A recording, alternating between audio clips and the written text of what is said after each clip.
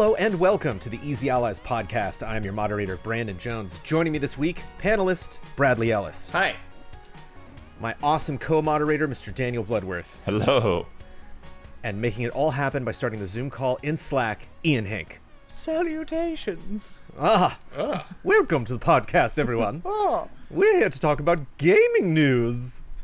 But before we do that, we're done with that. Full time. The latest headlines in the news of video games. But before we do that, we have to atone for all the mistakes we made last week. Ian, please begin corrections music. The one who walked out on stage during the PC Gaming Show and showed off a video card that was in a briefcase wasn't a guy. It was AMD CEO Lisa Su. You know, when you say guy, just some guy. The film Joseph Ferris was talking about and showed some footage from in his segment was Zozo, which he made in 2005. So that's an old movie. Okay, yeah, I thought he said he made them before, but... So that was my bad. Japan-only version of Pokemon Stadium was the first ever Pokemon game released for a console. Pokemon Snap was the first Pokemon game released on a console outside of Japan. Brad was correct in that Pokemon Snap came out in the US before the US got an updated version of Pokemon Stadium. Sanzaru was purchased by Oculus a few months ago, so they can't make a new Sly Cooper.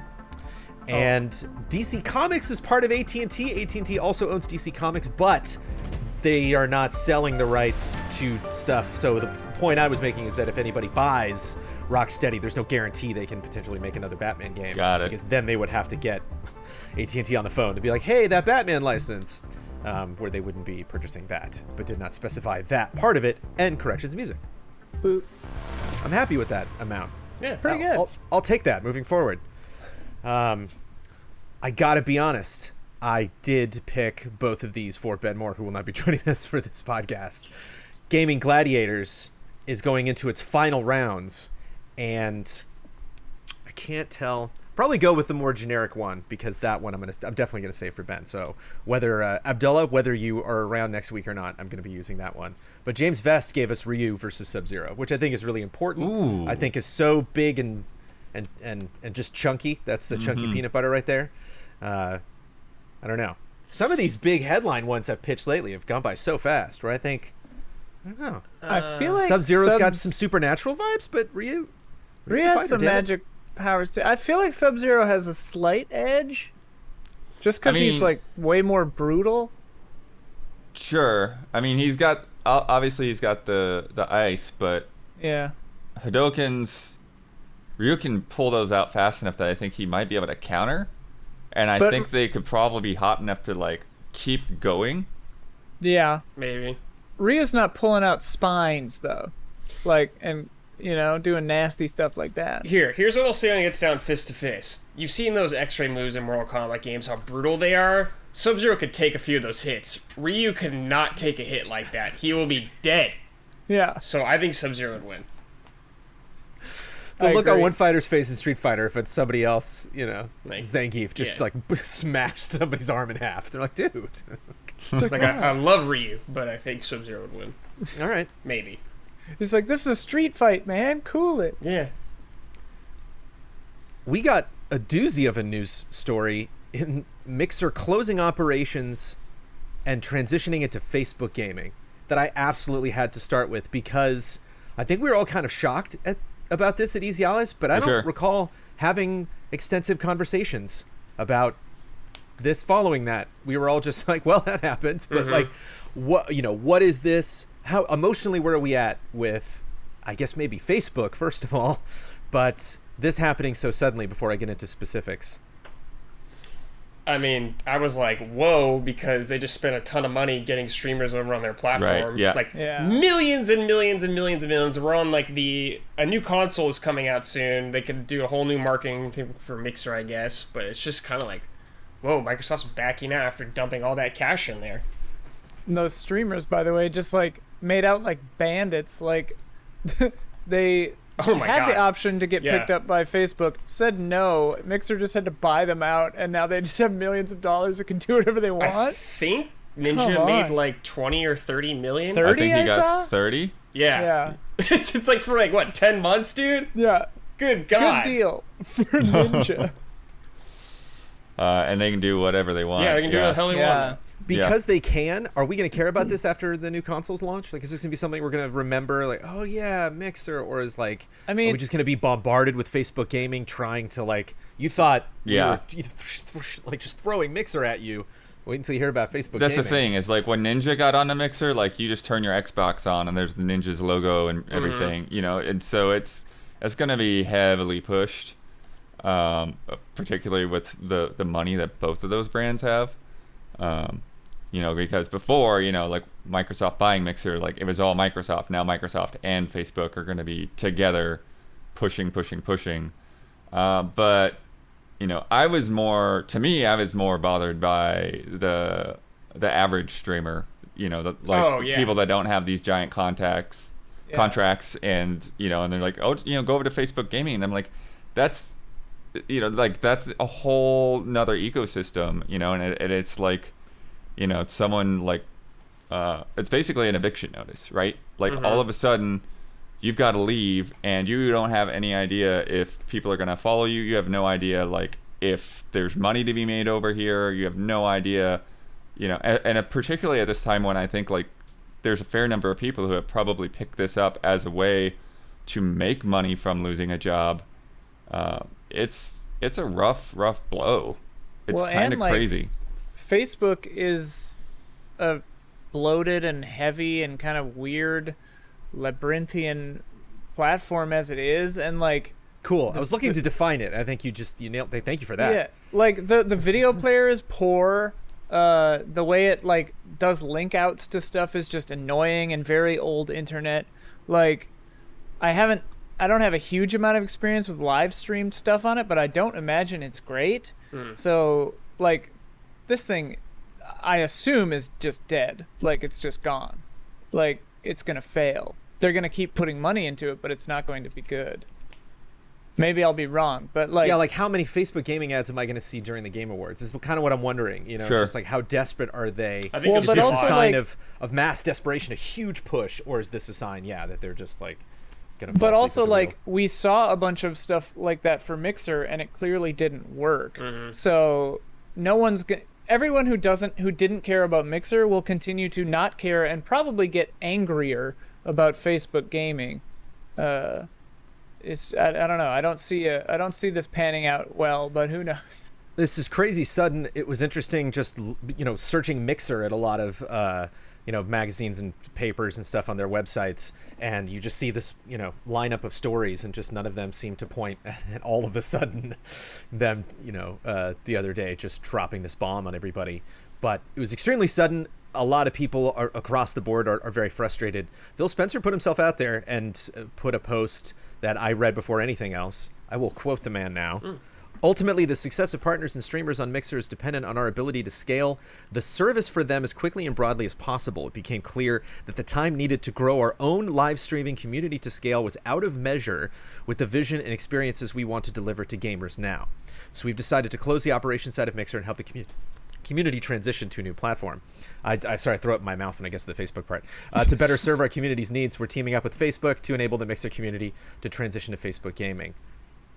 The scale was out of measure with the vision and experiences we want to deliver to gamers now. That was that mean? That was the What we made does a that mistake mean? part. What does that mean? You think it's we made a mistake?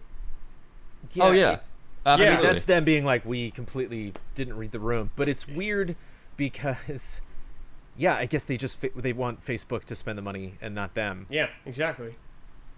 Well, I mean, they were so interested and talked about it so much. And it's clear they were trying to do the Epic Game Store tactic, where it's just like they show up, throw a bunch of money around until they have enough market share to matter, and it's like, it's sort of a weird thing. I was talking about it with Omar, my roommate, where it's like if somebody tried to compete with YouTube, it's not to that scale, but it like Twitch is almost like a verb, like Google or Zoom, it's like people are Twitch streamers, it's like almost to that level where it's so ubiquitous. So it felt weird when Mixer showed up, because it's just like, why? It's like Bing also. It's just like, nobody asked for this. Right. In Windows phones? Yeah. All that stuff. But I think the difference with Mixer is Mixer already existed and then Microsoft bought them. Like, I wonder if this would have gone down differently if they had never bought them. Like if Mixer would have just kept going and Microsoft had this partnership, and then maybe, that would have kept Microsoft from, wasting a bunch of money. But it sounds like, they're just integrating all that cool Mixer technology into like Microsoft Teams and competing with Zoom essentially. It's well, that's the bummer is like Mixer's tech was pretty good. Yeah. Like the four-way thing just being some of the stuff they had is awesome. Yeah. And there were a lot of systems that they wanted to make extremely unique and have people, possibly making the user experience switch from Twitch over to Mixer, being like, oh, they have a lot of fun ideas over here. And it's interesting seeing those fun ideas now trying to kind of like grab on to whatever's available over on the Facebook group. They said, we encourage all Mixer viewers to spend their remaining Embers and Sparks, which I don't have any Embers or Sparks, think that's so like I don't have bits or something. Robbie's, Sure. I believe, to help support your favorite Mixer partners and streamers. Mixer partners will receive double payment for all of their earnings in the month of June, so your supportive Embers, Sparks, and channel subscriptions for Mixer partners will go even further during the rest of this month, and then it will go nowhere. Viewers with outstanding Ember balances, channel subscriptions, or Mixer Pro subscriptions will receive Xbox gift card credit as a thank you for your engagement on the platform, which you can just then go spend on all the fun next-gen stuff that's happening. Pretty funny. This seems like this seems like they made the decision to talk about this like yesterday. Like this does not seem in line whatsoever with any of their plans this summer to slowly build people's excitement for the Series X. Right? This is a different couldn't group have. There's making no this way. call. It is interesting that it came off the back of some accusations of racism and stuff within the Mixer team. Right. And so like that had happened like a night or two before. Phil Spencer had commented on the guy that was making the accusations, and he was saying, hey, let's talk about this. We won't tolerate this, etc.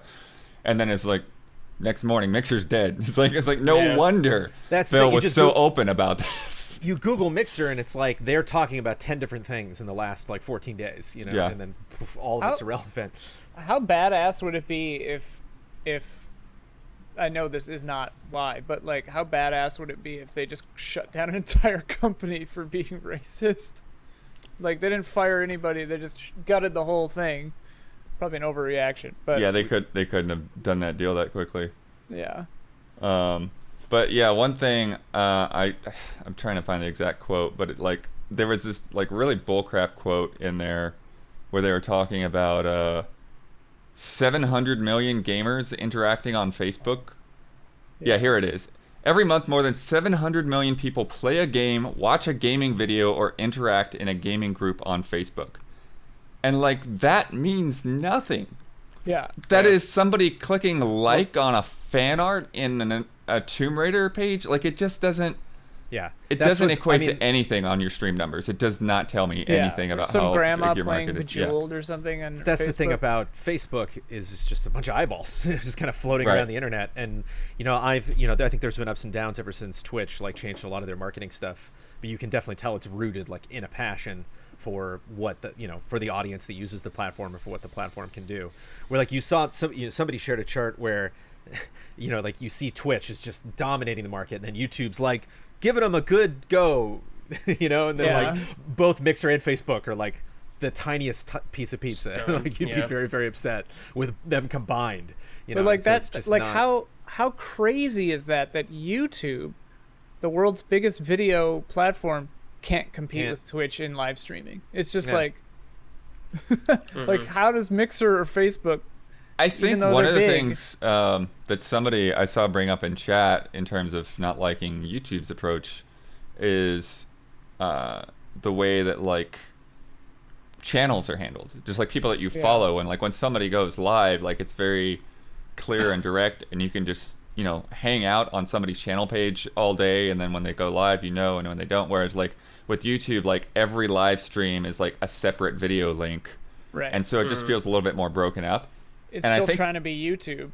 Facebook is even way worse about that. Like everything just gets lost in the noise, and if you want to even talk to your audience, they like, hey, give us money, promote to your people, and like, isn't that why people click like? Isn't that why people follow us? Like, I don't understand why we have to now pay money to show people what they want to see. Well, that's the thing. Facebook's a dinosaur, man. It's like it's old internet, like I said before. It's like it won't die, but it's been dying. Like it's sick. It's heavy. It's broken. It's like corrupt.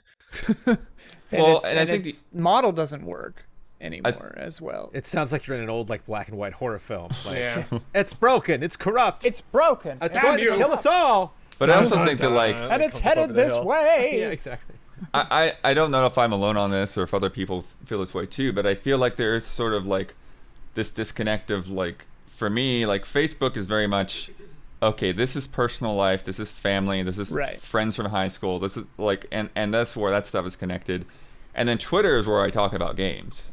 Yeah. You know, and I feel like with Facebook, it's like, well, if you're streaming, are you streaming with like your name? Or is that like connected to your personal Facebook account? Because nobody wants to do that. So then do they have to create business pages and figure all that crap out to like stream under a pseudonym? It's just, there's just like all these weird questions. And then like, you know, if you get into like fans and stalkers and those kind of interactions, like you just kind of want to keep that stuff a little bit separated.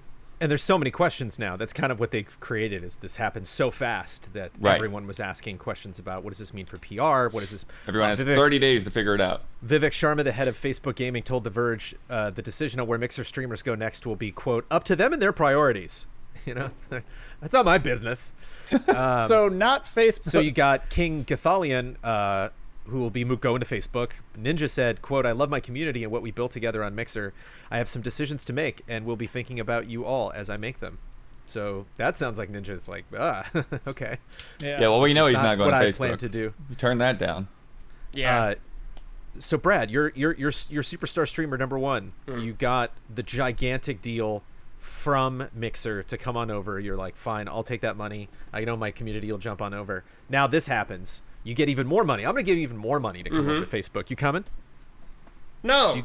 No? If I was Ninja, dude, you don't have a future? No, not Ninja. You are Brad Ellis, superstar streamer. Dude, I'm talking about your brand. If I had a ton of money, no. I'd want to go to Twitch because that's where the most population is. You can talk to the most people. And I think that's where you'll get the most exposure. Like, Facebook is, like Blood said, is like where you do stuff, at least for me, is like family and like close friends. I'm not going on Facebook to like stream a bunch of randos. I'm going on Twitch where everyone does that. And Twitch is like emo culture. I think is a big part of it, and I think it makes it a lot of fun for a lot of people. And no one has come close to that yet. So I'd be going Twitch, baby. What if Ninja just like retires? He could. He totally could. He just got $30 million. Are you kidding? Yeah. Like he's made so Fortnite much money. is starting to feel like it's, you know, on a little bit of a downtrend. Yeah. Like if it were me and I had the fortitude to be in Ninja's position, you know, the Fortniteitude, I would buy a house and stop. Yeah. Dude, he probably just did become like a long Shaq, time ago. You know? Well, I mean, he's got a house, I'm sure, but I would stop. Ninja, if you want, he might like doing it. I don't know. Yeah, maybe he likes it. That'd be novel. But imagine liking streaming, dude. Imagine liking something. What's that like? I'm frustrated that this happened. I wonder, again, just all the people that are adversely affected out of nowhere. I just don't know if this is like going to linger with Xbox. If like their next presentation, they're going to like, do you just get as hush-hush about this as possible? Or do you think Facebook's the kind of thing that everyone can just dismiss if they don't like it? Or is this... No, like I said, they're not going to talk about Mixer ever again, but they're going to push Facebook. Yeah, they're going to push so Facebook. freaking hard. It is going to be, at least that event next month, that it's going to be there. That's the part I'm confused about. Like, I was unclear if... My feelings are mixed. I was unclear if Microsoft and Facebook are working together or if Facebook just bought the Mixer tech and Microsoft was like, great. Microsoft has that stuff for them. Oh. They shut down Mixer, and then they partnered with Facebook to, you know, basically give people equivalent partner deals and stuff. But make Facebook pay for the server costs. Right. Yeah. Microsoft Teams will leverage Mixer's deep investments in ultra-low latency video streaming, real-time interactivity, and video distribution technology to accelerate our ability to support a variety of video-first virtual experiences, from meetings to live events to other broadcast scenarios. Applying these fan-centric capabilities to new productivity experiences, It's exhausting. We'll create immersive ways for teams to empower people, teams, and organizations to better engage in virtual gatherings at work and school. Like, they're not wrong. That will make money, but it is not exciting. Oh, I wonder if that played a part of it, like being third fiddle to Zoom and Hangouts and whoever. Like, I wonder if that was a big part of this, because they've been shifting teams around a lot too. Like, they announced last week or 2 weeks ago, whatever, that like Teams was going to have kind of like the free for friends Hangout tier or whatever it was. I don't know any details on that. I just saw like a headline, but they're just trying to dip their foot in whatever is kind of successful right now or trending. Yeah. So yeah, I don't mean to make people that were adversely affected by this upset, but like there is a part of me that does kind of crack up at efforts like this, because it reminds me of like not having a lousy video player back at Game Trailers, where it's just like, just put this stuff on YouTube. It's like, no, we have to have our own video player. Just this ping pong between, we want Mixer, we're gonna make its own thing. It's gonna be, you're not gonna really know who it's affiliated with, because you just love Mixer. Like, you don't know it's you have to get an Xbox. We just want you to find this platform and love it. And then it's like, no, Facebook Gaming, because it's the gaming arm of Facebook. And then like 5 years later, it's gonna be like, okay, we have to call it something different now. It's called Hot Potato, because it can't be Facebook Gaming, because it brings the connotations of Facebook. They're just back and forth and back and forth. So it does kind of crack me up to see people spend money on this, but it's also a bad decision that I don't want to. I was like, no, Phil. I feel like writing this and I'm reading it like, Phil, bad Phil. This is not the way to do this, man. Well, it's like another like weird Facebook move where like when they bought Oculus, it's just like, I didn't see it coming. It makes sense, but also what? Like, right. This weird old Facebook being weird old Facebook. They have tons of money, man. Yeah. I just did a bunch of Oculus stuff this weekend, and it was like, you should make a Facebook account. And I'm like, no, I'll find other games. And they were like, this is Oculus. You make a Facebook account right now. I'm like, oh, okay. I've not been on my old Facebook account. I forgot the login information. Just like, I just it's around here somewhere. I just never felt like booting that back up. But I'm like, to sync up with friends on Oculus, like, all right, fine. I'll finally do it. Wow. I'm back. Facebook's like, I bet you know these 500 people. I'm like, I do, Facebook. I'm not friending them. I don't care. Leave me alone. But, yeah. It's interesting. I don't get a lot of, I got to be honest, from this group, I didn't get a lot of, like, Facebook makes me mad. And I hear from people that, I know some people that Facebook makes them extremely mad, or they really, really don't like Facebook. I don't really and it use sounds like Facebook anymore, so I don't know. Yeah, our approach is really that this is just a weird move and not necessarily like, oh, no. But I think that's part of the problem, though, is that there are so many people that just no, they don't want anything to do with Facebook. They're hard out. They're not going to touch it. And that's a problem when you're trying to figure out where to move your business and you don't know what your audience's feelings are. I think they got to know that. I wonder if that, the dollar signs are just beyond anything we can imagine, or who knows. It's a weird week or couple of weeks too, because like there are a lot of big high profile like Ben and Jerry's and North Face and stuff are all pulling out from Facebook because they don't feel that Facebook does enough to like stem hate speech and stuff. So it's like just been a weird month for Facebook. But I mean, like I don't hate Facebook. I don't care about Facebook. I think it's a bad platform. I use it as a messenger and that's it. But yeah, the reasons I don't like Facebook are like stuff like that. Well, I'm stoked about Facebook spending exorbitant amounts of money on VR. Somebody's got to. It's like, yes, take their money and go make some really cool tech. Somebody's got to, and their name is Steam, is Valve. Right. Well, there's still a lot of people. Everybody's got to have their own VRs. So like, yeah, I'm cool with spending money on that, but it just seems like usually, even like we make fun of Stadia all the time, but like when I first heard Google's like they're gonna have their own console, like we were excited about that for a while, at least really curious, because it's exciting when like a big company's like, no, big investment, and I'm not excited about this. It's just not something where I was like, oh, get out. And it seemed like a lot of people that I saw that were reacting to it were not reacting with excitement, mostly disbelief.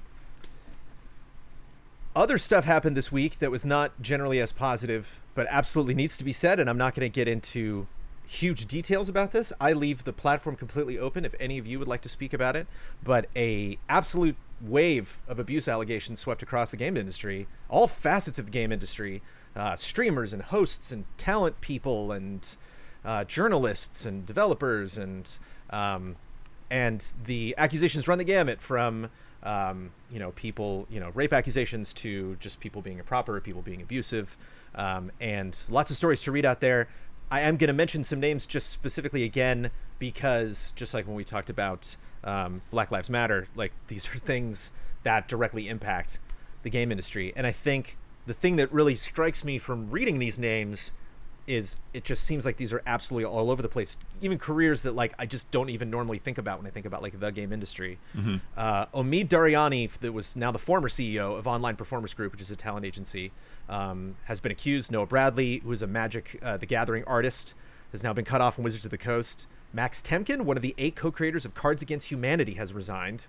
Chris Avallone, writer of Baldur's Gate Dark Alliance, Fallout New Vegas, and was previously working on Dying Light 2. They mentioned that both times I saw them at E3, is now not working on that game. More than 50 streamers have made accusations to, I believe, more than 40 different people. Twitch and its CEO responded to it officially. Mm-hmm. I imagine there's still people that are not satisfied with Twitch's response, but they have responded. And news is popping out. Yeah, I think they're starting to actually ban accounts Ubisoft now. replying to a lot of this stuff. Tom Pro Syndicate Cassell, the same guy from the Counter-Strike betting scandal. Joe Vargas, aka Angry Joe, who we've talked about every now and then, was accused by fellow streamer Ryan Chaotic Terry, was accused of grooming and emotionally abusing young girls. So again, this runs the gamut in terms of all of the various things that people are saying people did. Journalist Ginny Wu was accused of targeting people in the LGBTQ community, and music, comics, film, TV, wrestling. And this is just kind of like its own. A whole nother streak of Me Too accusations. And again, I recommend going out there reading any potential of these individual stories.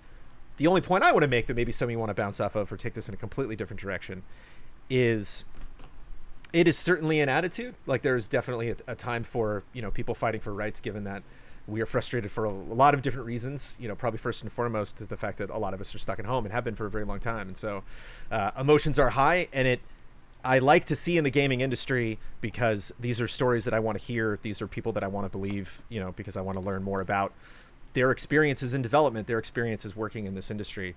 I'm glad that stuff like this can gain momentum, in the social age in 2020. It kind of is like a strange silver lining, even though a lot of these are very uncomfortable to read and learn about. But that is my take. Again, I think it does not behoove us to be like, well, in this one particular case, because there are legal ramifications. There's all sorts of people, implied people on both sides of it.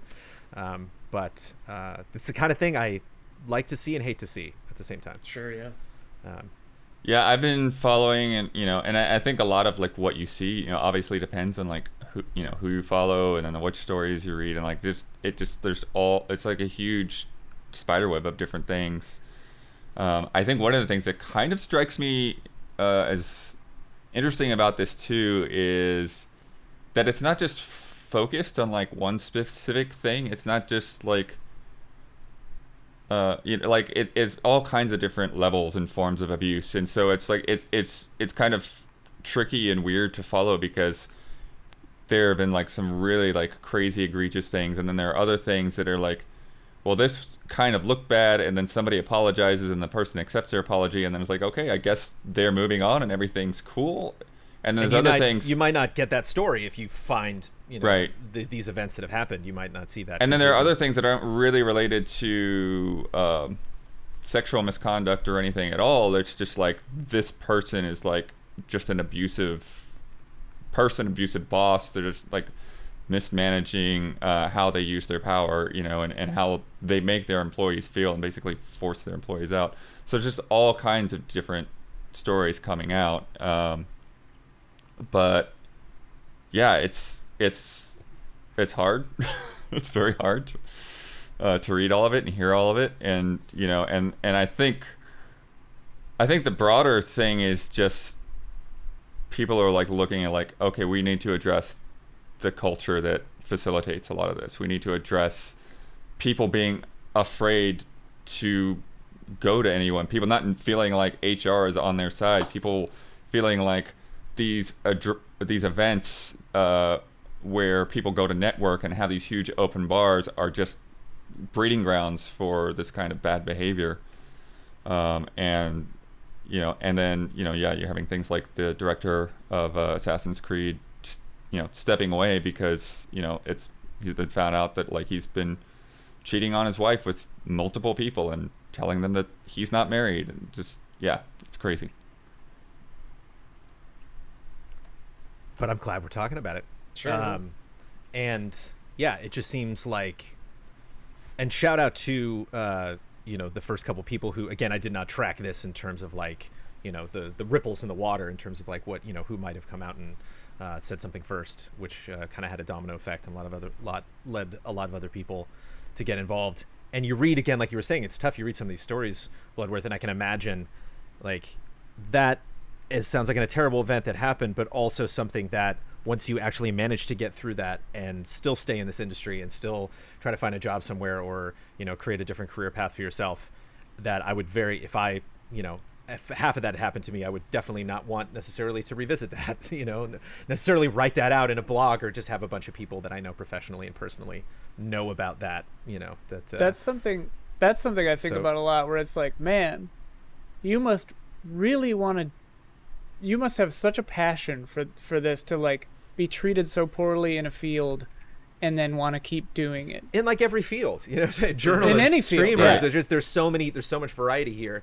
And so that's what's interesting to me, that potentially some people in these different social groups that aren't necessarily like, openly connected, that do work in different facets of the gaming industry, were still inspired by all of this coming out, that there were still a bond, so to speak, between a lot of these people that were, retweeting other people, replying to other people, saying, that they believe and that they're ready to listen and hear all this stuff. So, and like as an addendum add-on to my previous statement too, because I realized like it's a privileged thought to think that you could just like be like, well, I got treated poorly in this entire industry, I'm just gonna burn that and go to another one, because that's not possible all the time. Also, like that shouldn't happen. Like someone who's treated poorly should not have to run and leave. Should not feel like they should. But yeah, apologies for being potentially vague, other than because there's so many more names, there's so many other stories, but I'm still, probably by the time you listen to this podcast, early access or not, I'm still going to be reading stories. I'm still going to be catching up on a lot of this stuff. So we saw one just before we started filming a new one. Thank you to the people that are telling these stories. Again, shout out to the people that started a lot of these conversations. Brett, did you want to say anything? I want to make sure you're not. Oh, no, like, one thing I saw that I thought was kind of interesting was, I don't know if you guys saw the IGN thing with like Mitch Dyer and stuff, and he's saying he was forced to like write that there was heat between Amy and like Neil Druckmann when she left and stuff like that. Right. Yeah. And he was forced to do that even though he didn't want to, but his higher ups made him do it. Just like, damn, that shit sucks. That's like a breach of journalistic integrity that people should be mad about. Not like pretending that review scores are bought and shit. Yeah, it's just like, man, he had to like live with that for so long. Yeah, like that kind of false, like. Yeah, it's brutal, man. Yeah. Jeez. And then, I think another thing that I saw, I think in this wave of things, and I think I've seen it in the past with other companies, but like it kind of shows that like if you work at HR, you really should not have a relationship with anyone else in that company. Yeah. Like people that like HR people that are married to managers, like that is just a bad cocktail. True. It does not work out for the good of your staff. Well, and it's a bad look too. I mean, like, because the Twitch thing, they had mentioned all these things to the CEO and the HR head. I remember back at Defy with, what was it, Screen Junkies, Screen Rant, whatever. Mm-hmm. That HR like had heard about several things and ignored it. It's just like, what is the point of your department if you're not going to do something about this stuff? Well, they have like a healthy competition that didn't exist necessarily a couple decades ago, which is just social media. It's just like, all right, I have this platform. There's enough people I know that will support me, and potentially a site that'll take my story, or whether that is the story is just focused on me, or the stuff can get retweeted and sent back out. That's no silver lining, whatever, but like that is one positive that we've seen the last few months of social activism, whatever, social momentum like that is like it makes things change. It gets things happening. People are fired and arrested and stuff. that just would have gotten away with it otherwise. So yeah, apply pressure where needed.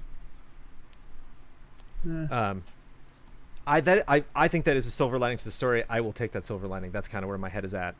But again, lots more reading to do, and lots more. I have a feeling maybe we're not through this yet. I have a feeling there's more. Again, because I'm just posting, like minutes before we start recording.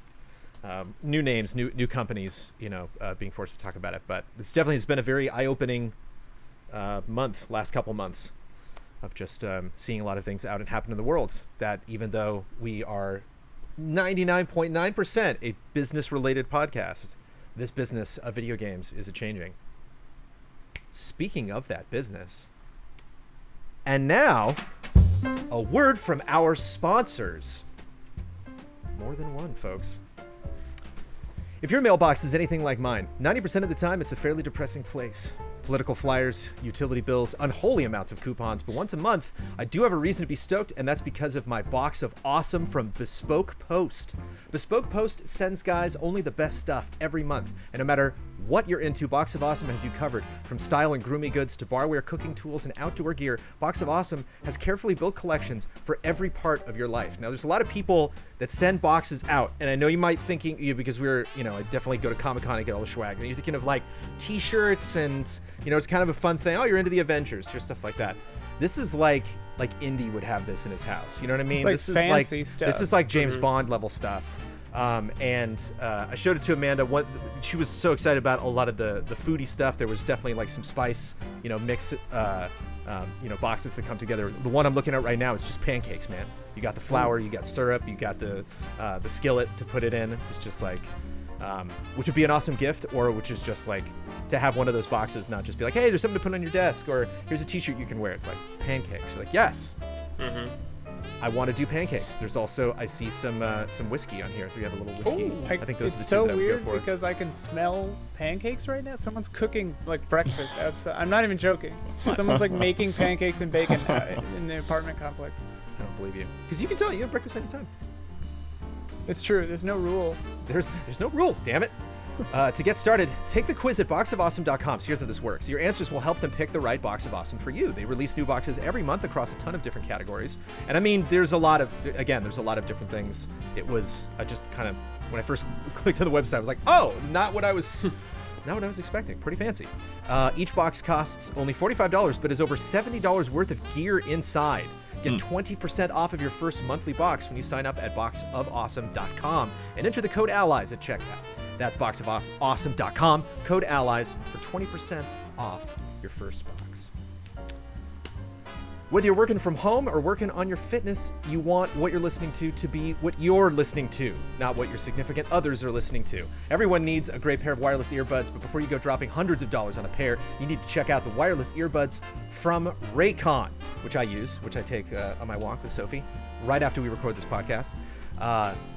You already know Raycon earbuds start at about half the price of any other premium wireless earbuds in the market, and that they sound just as amazing as the other top audio brands you know. Their newest model, the Everyday E25 earbuds, are their best ones yet, with 6 hours of playtime, seamless Bluetooth pairing, more bass, and a more compact design that gives you a nice noise-isolating fit. I have talked about Raycon several times. I think every time they show up, they got a new product. They have like a lot of different... Yeah. Which is great. They have just a lot of different ranges. Like they said, I think there's a lot of different reasons people would own earbuds of this fashion. Again, for me, taking Sophie on a walk is just nice, listening to a podcast or an album, or playing my mobile games. Cal Bossman's not around to make fun of me anymore for playing my mobile games while I walk Sophie. Raycon's wireless earbuds are so comfortable, perfect for conference calls or binging podcasts. Unlike some of your other wireless options, Raycon earbuds are both stylish and discreet, with no dangling wires or stems to distract anyone during video calls. You've heard me talk about the company. It was co-founded by Ray J, and celebrities like your buddy Blood, Snoop Dogg, are obsessed with Raycons. Pick up a pair and see what the hype is all about. Now's the time to get the latest and greatest from Raycon. Get 50% off of your order at buyraycon.com/allies. That's buyraycon.com/allies for 15% off Raycon wireless earbuds. buyraycon.com/allies. And if you are a patron of Easy Allies, thank you. When I took over this podcast here from Kyle Bossman, one of my first thoughts was, when are we doing Pop-Tarts and Toaster Strudel? Is that coming up? And Kyle was like, we just passed it. I'm like, no! Like, I just crossed over. You know, it's like you finally sign up for Netflix or HBO something, and that movie you signed up for is gone. You know, it's like, no, I gotta wait. So I waited a while, but we did it. Q3 coming up, July, August, and September of 2020. For those of you that are unfamiliar, you're just Jones fans. That's why you're now listening to the podcast. You finally made the jump over. You're listening to the Easy Odds podcast. This is one of the things that I will accept, that I will carry over from the Kyle Bossman era. We are going to pick over the next 3 months individually what is our Pop-Tart and our toaster strudel. And this is a very opinion-based podcast. We're here to talk about the headlines in gaming. We're here to talk about things that we feel. It is a fact, though, that Pop-Tarts are better than toaster strudels, but in a very specific way. So Pop-Tarts are ready to party. You know, Pop-Tarts are just like a firework. Okay. You just light them and they're ready to, like, you take it out of the case. You can eat it right there, or you can heat it up. There's not a lot of special treatment just that like Pop-Tart requires. Yeah. It's ready. Eat it right out of the box. Right. It's just ready for a good time. Apparently you can eat them frozen. I do not want to try that. They're just preservatives, so you can do whatever you want with them. You ever just cracked open the case and just eating a Pop-Tart like that? Oh, that, but that's not the same as being frozen. Yeah, I mean, just like room temp. Sorry.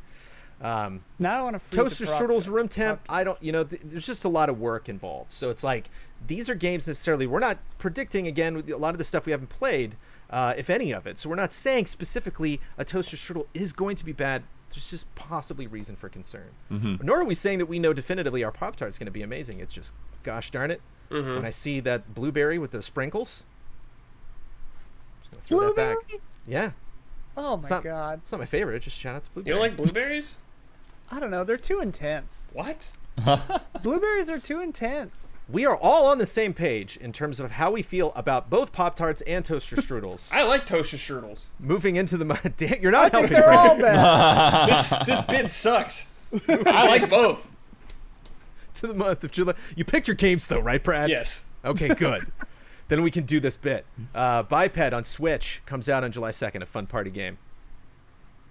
Moving on. There are too many games, you're going to have to rattle through them. I'm going to rattle. Marvel's Iron Man VR I'm excited about, but curious how that is going to sell. I don't know if that's potentially I haven't heard a lot about lately, even though it's very soon. Yeah. The voice actor of Iron Man in that is probably very upset that he's not getting as much press as Nolan is for the other Avengers game. The Wonderful 101 Remastered. Coming to PC, PS4, and Switch. That's been out. That's been out. That's just coming. That's just like a box copy. Yeah. Catherine Full Body, is that the same situation? That comes to Switch no, July 7th. Coming. That's been out, but it's coming to Switch now. Yeah, just the Switch version. Deadly Premonition 2: A Blessing in Disguise. Yo. Okay. All right. It's not. Did you want to say something, Ian? But I'm just saying, this game looks terrible and it's perfect. Like, I watched 17 minutes of gameplay this morning on IGN, and like the writing is poor, the pacing is poor, the frame rate is alarmingly bad. It's flawless. This game is going to be a masterpiece. Yeah, it's kind of a special case when everything you list is just terrible and it makes you more excited. Yeah, it's like, it's like maybe like there are some things in it that I was like, is this like problematic? Like, what is happening? Just like the first one. Mm-hmm. So who knows? We'll have to see. I don't know. Does the Switch change anything for you? I mean, emotionally, just playing it on that Switch. Well, you played it on Switch, right? I played the first one on Switch. Yeah. So that's what that franchise is for you. The question remains: are Don and I gonna be able to contain ourselves and not just stream it, or do I get to like actually play this game on my own? Like, who knows? Or both. Ugh. You could potentially have two totally different playthroughs, man. True. I don't know that the game can support that sort of choice. You could tap it, and you gotta tap its full potential. Before the end of 2020, I want 2 playthroughs out of you. F1 2020, I got a racing game each month, Blood, I think, that I can just kind of check with you really quickly. Coming out on Stadia, I don't know. What can we say about F1 2020? July 10th. The statement, coming out on Stadia, I don't know. Kind of coming out on other things as well, but... all right, I'll move on. Racing. Story Seasons. Friends of Mineral Town.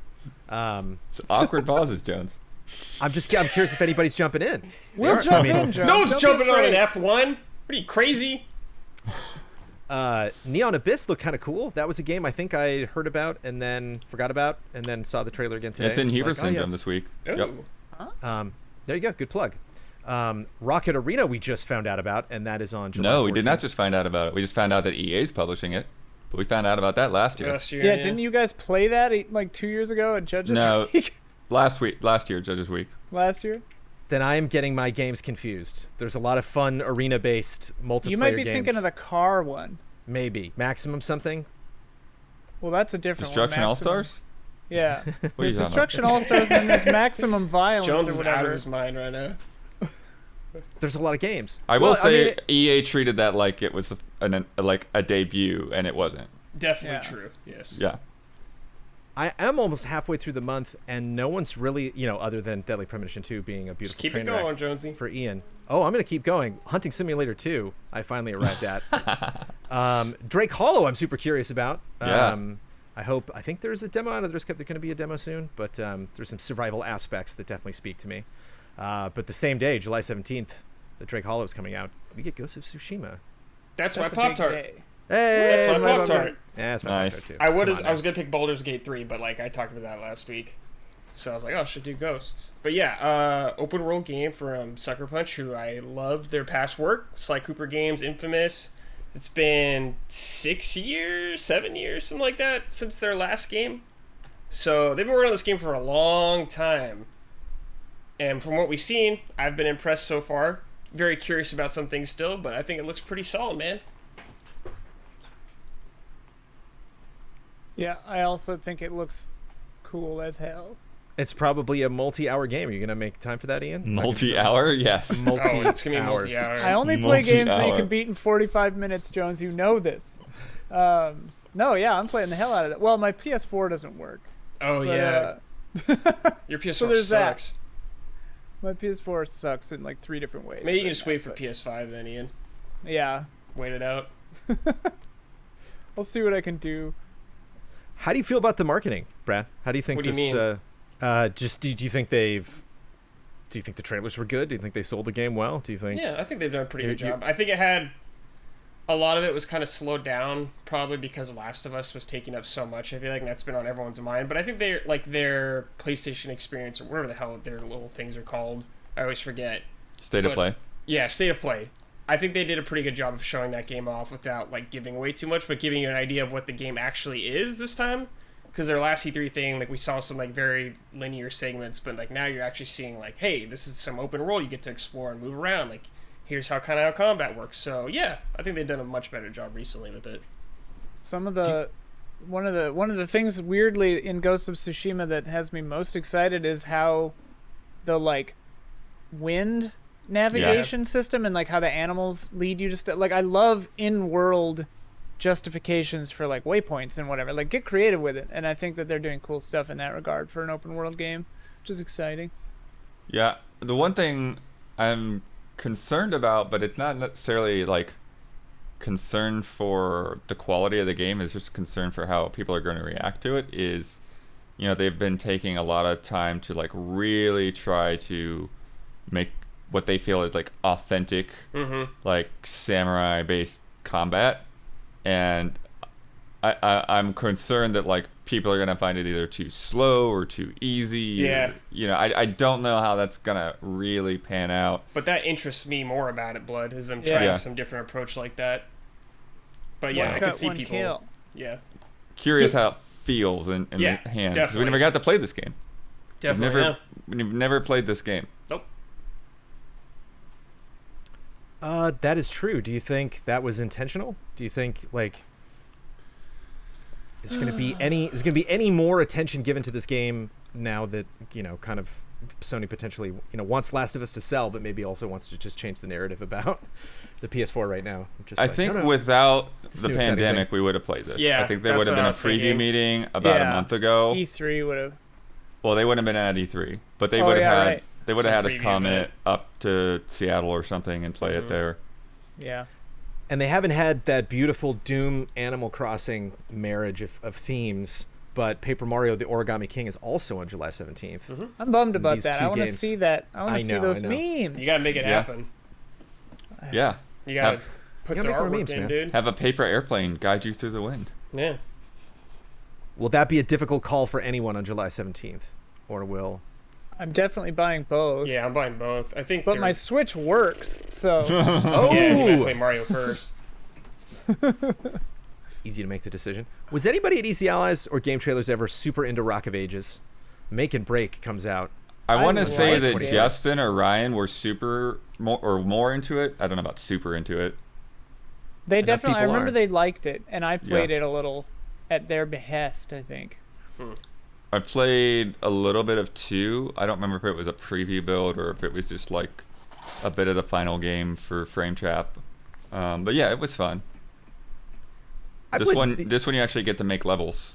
So cool. Huber is asking Don to make him a level. Nice. Hence the make and break. Ah. I played the original Destroy All Humans. I think I played the sequel too. I very much enjoyed it. Roki. Roki? Oh, I'm sorry. Okay, yeah, that game looks cool. Oh, yeah, I got that Roki cool. on Cute. the... I played it at whatever, back when there were gaming events. Yeah, that was last E3. Yeah, there it were was people really, there. I sat in a was chair. Was it that long ago? It's cute. It's Norse, like I think Norwegian or Scandinavian mythology, and you play as this girl, and yeah, it's like a classic adventure, point-and-click adventure game, but modernized. You control where you walk, and they say like they want the logic to be like not dream logic and stuff. It looks cool. Sure. I'm excited for it. Okay, continue. Yeah, I have stuff that I put, in the also this month category at the end. If there's anything that I skipped over that you don't want me to skip over, then let me know.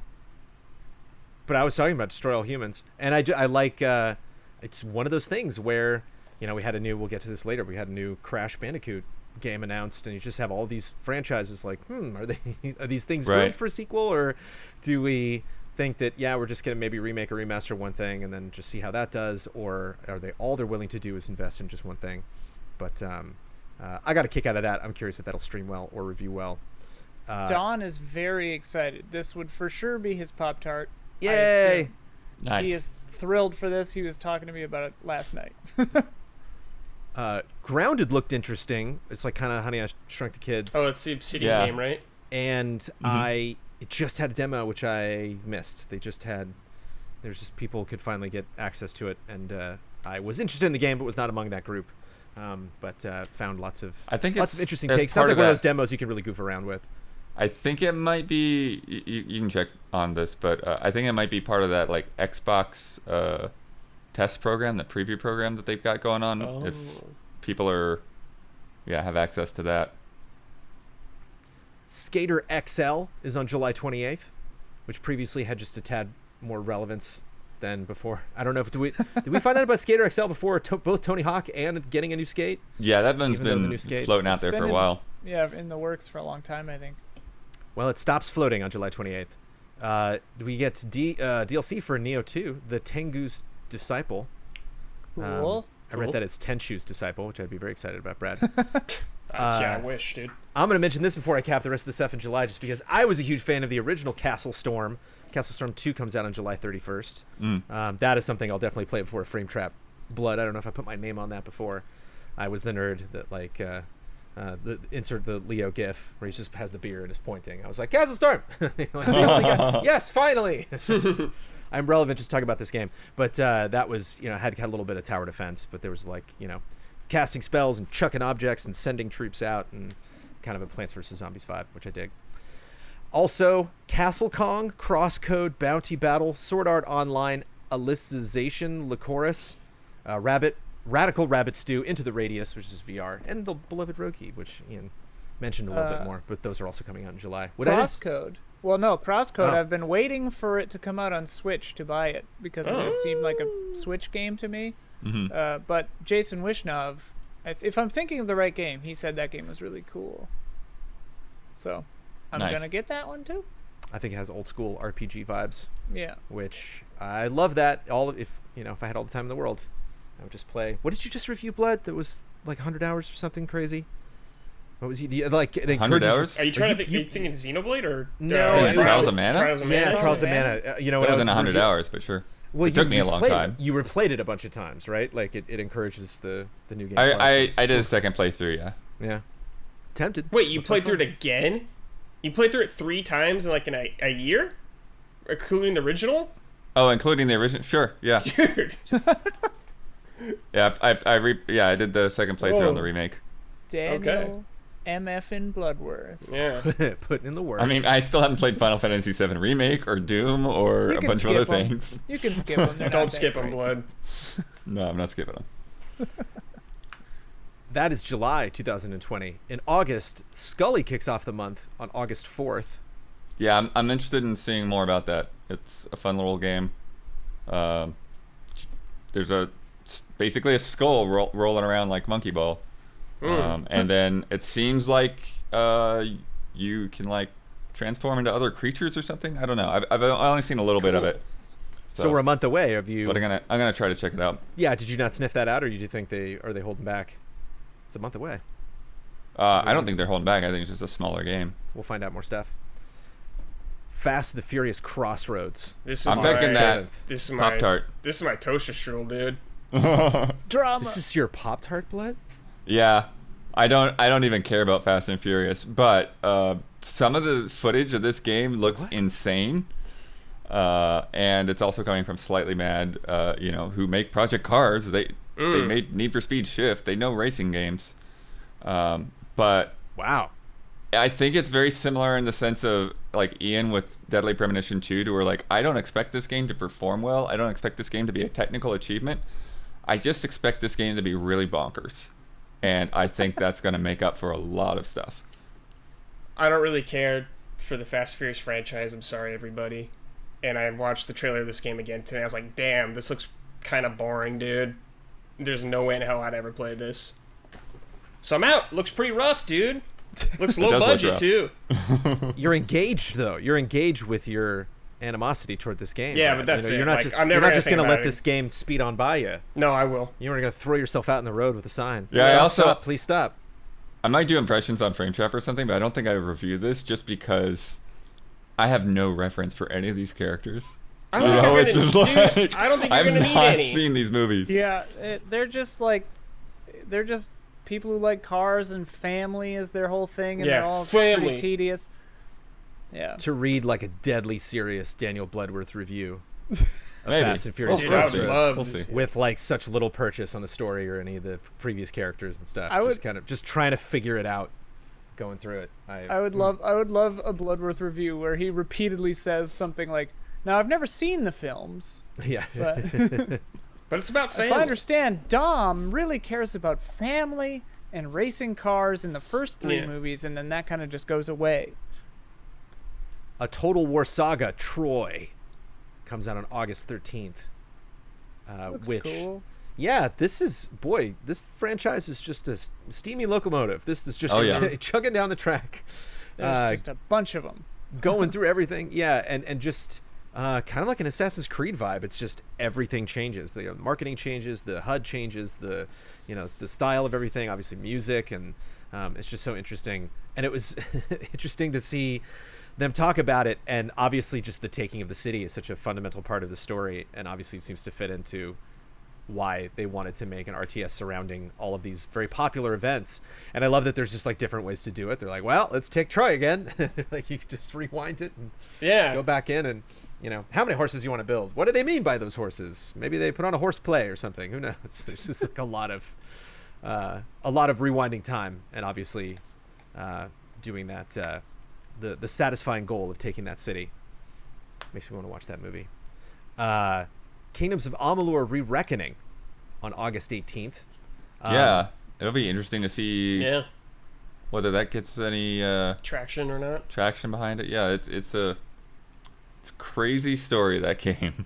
You know what we should do? I mention this every time, but that was Game Trailers is like first stream. We should like look back and see who all was on it, like Bloodworth and Ryan and maybe Miguel and Justin or something.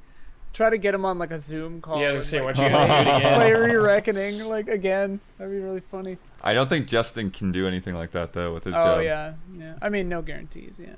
Is any of that crazy story extending to it being just remastered? Is there anything interesting about this part of the story, or does it seem logical that it's like, I probably got enough value there to just get one game out of? Right.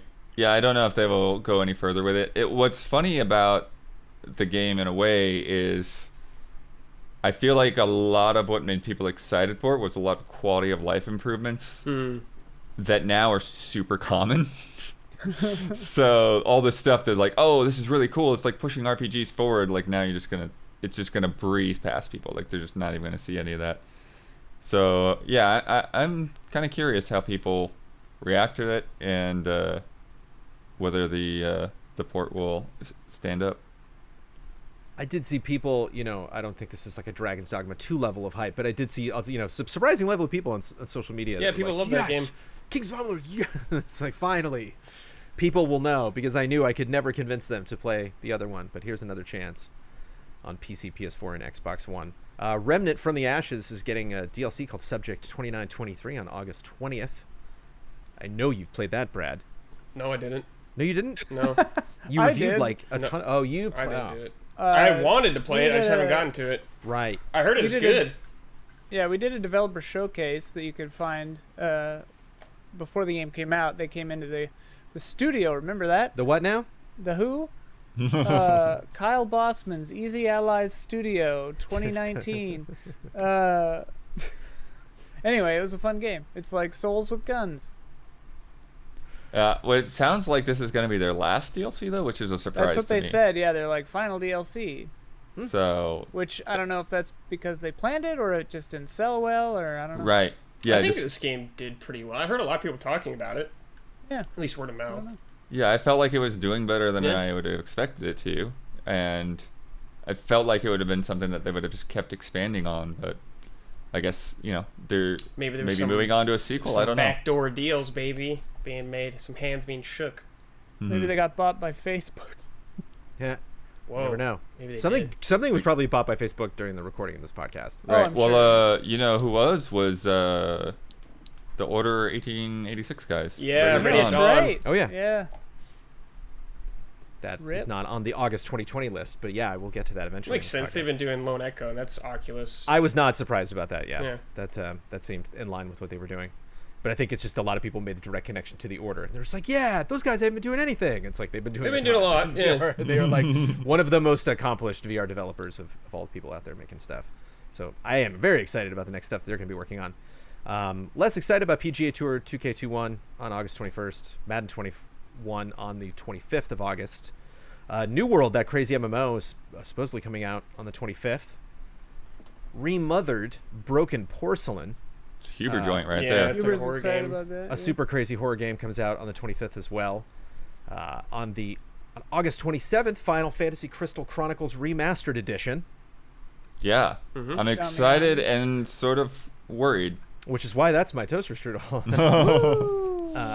Because I got bored of the old one, but I still really love it. But it just it didn't compel me enough to be like, I gotta finish this.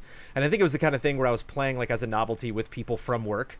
And we were like, let's finish this playthrough totally. And then we just didn't. Yeah. And so I wonder if the accessibility of the Switch will. Well, I mean, it was a hassle turn before. that around. You had to have like the Game Boy adapter and everything. Yeah.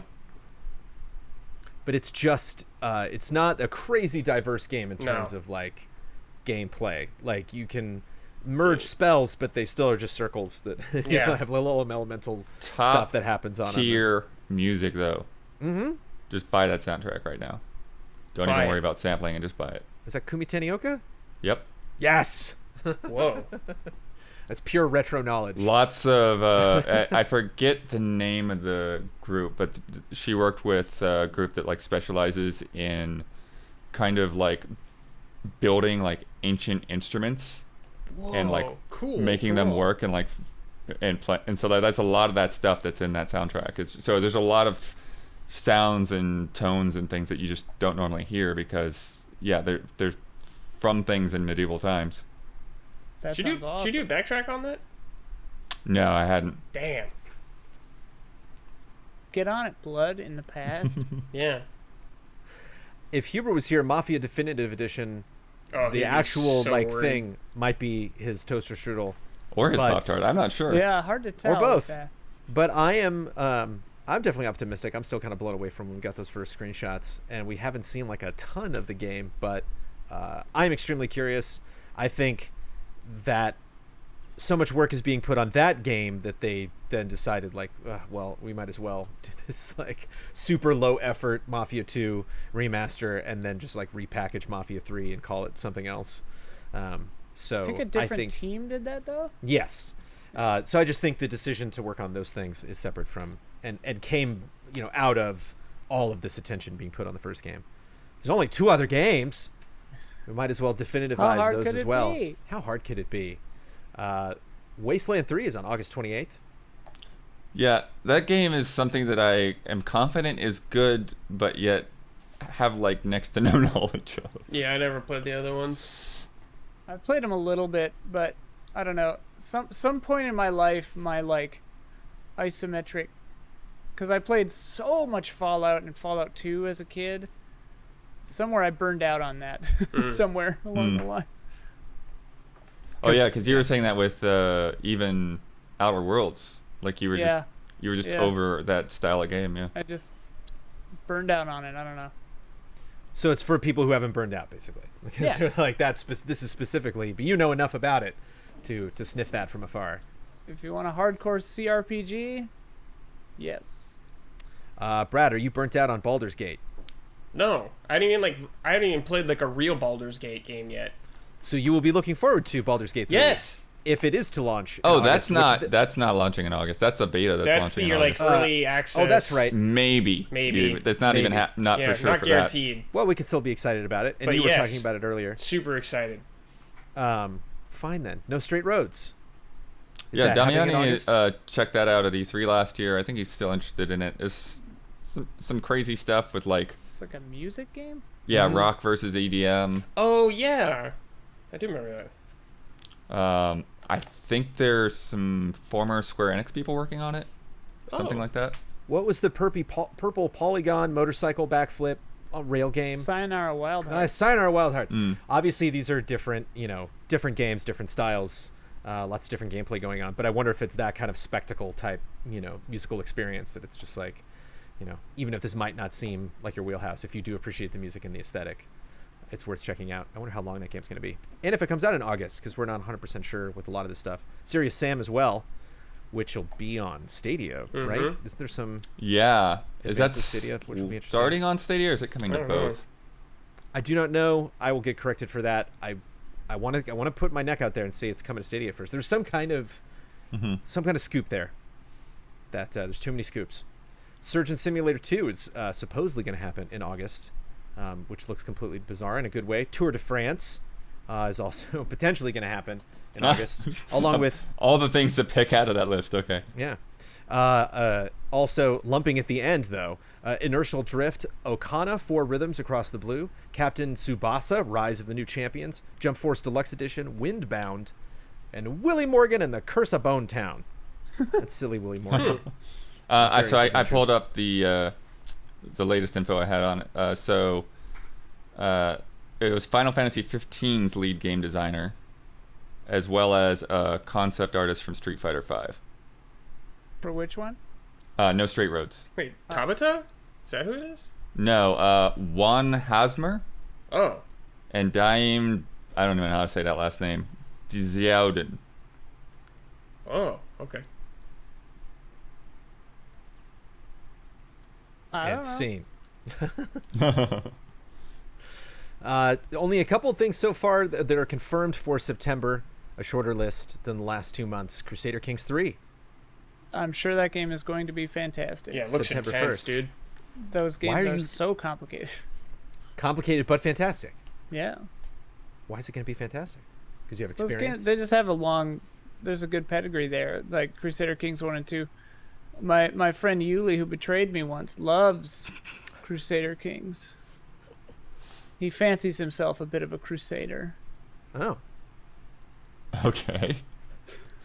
Just pillaging, conquering, But that's at least one person that liked it, right? Yeah. Uh-huh. WRC9. I feel like there's an inside joke that nobody else knows anything about. Yeah. Yeah. Absolutely. I try to get as much why I news didn't into this even podcast bother asking. as possible. We're not taking time to explain it.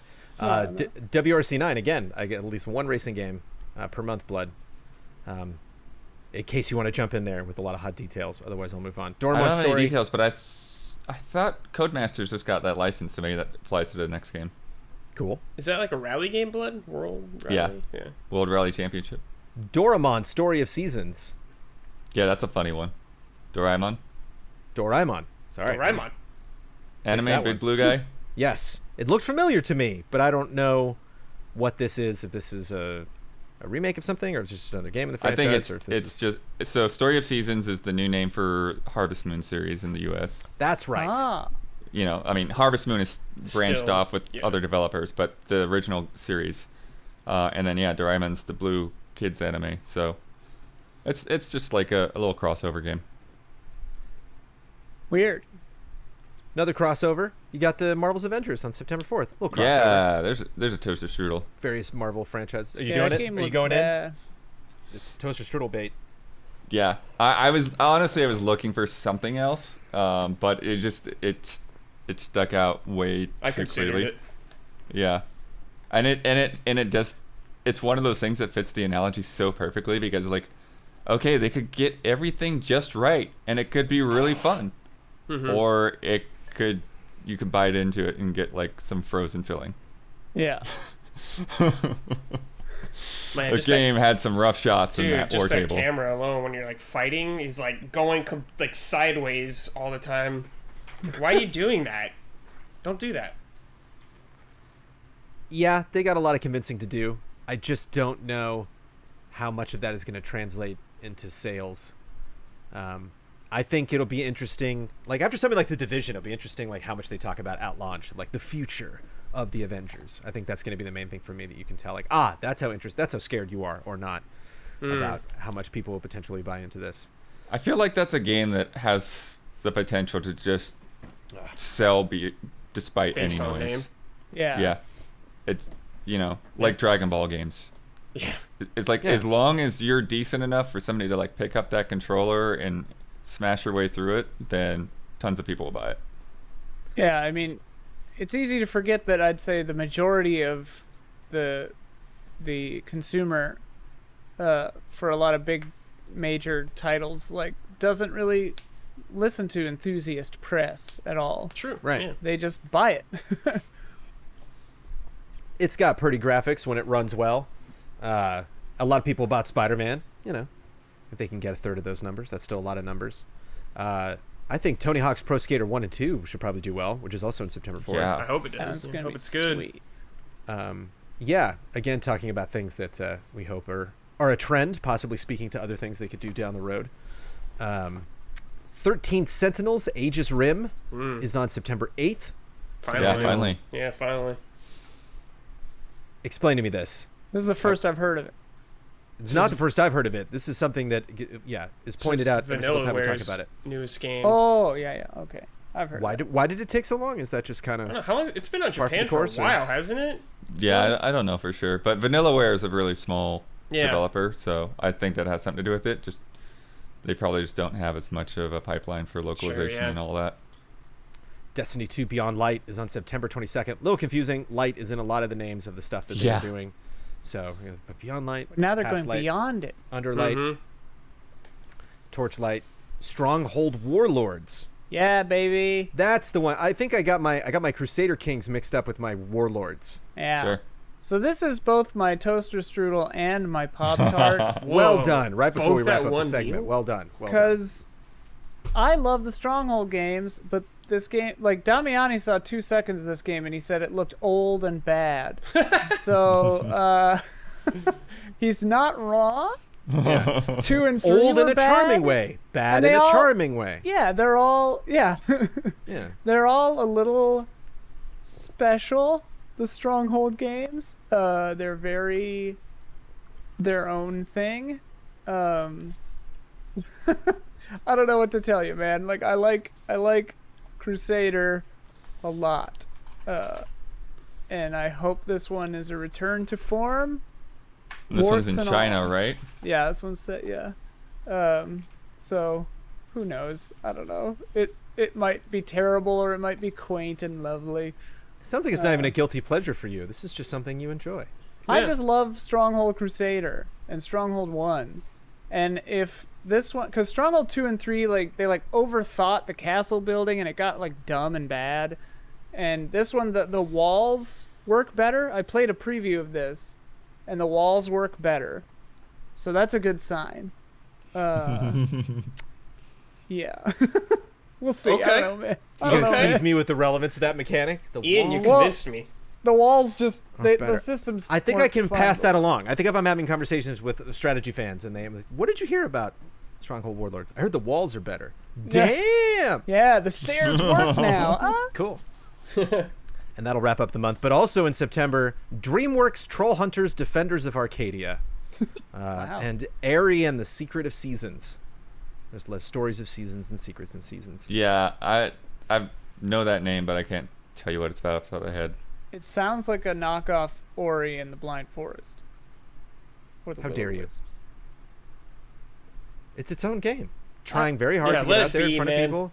Yeah. I mean, I support it. Whatever. We're done with September. Why did you have to get all negative right at the end of September there? On Monday morning, some of you reacted to the Summer Game Fest day 8, 5. I don't know.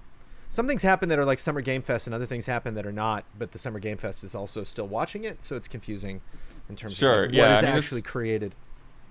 Was summer? I think this was more of a Summer Game Fest centralized event, to where like they were the one.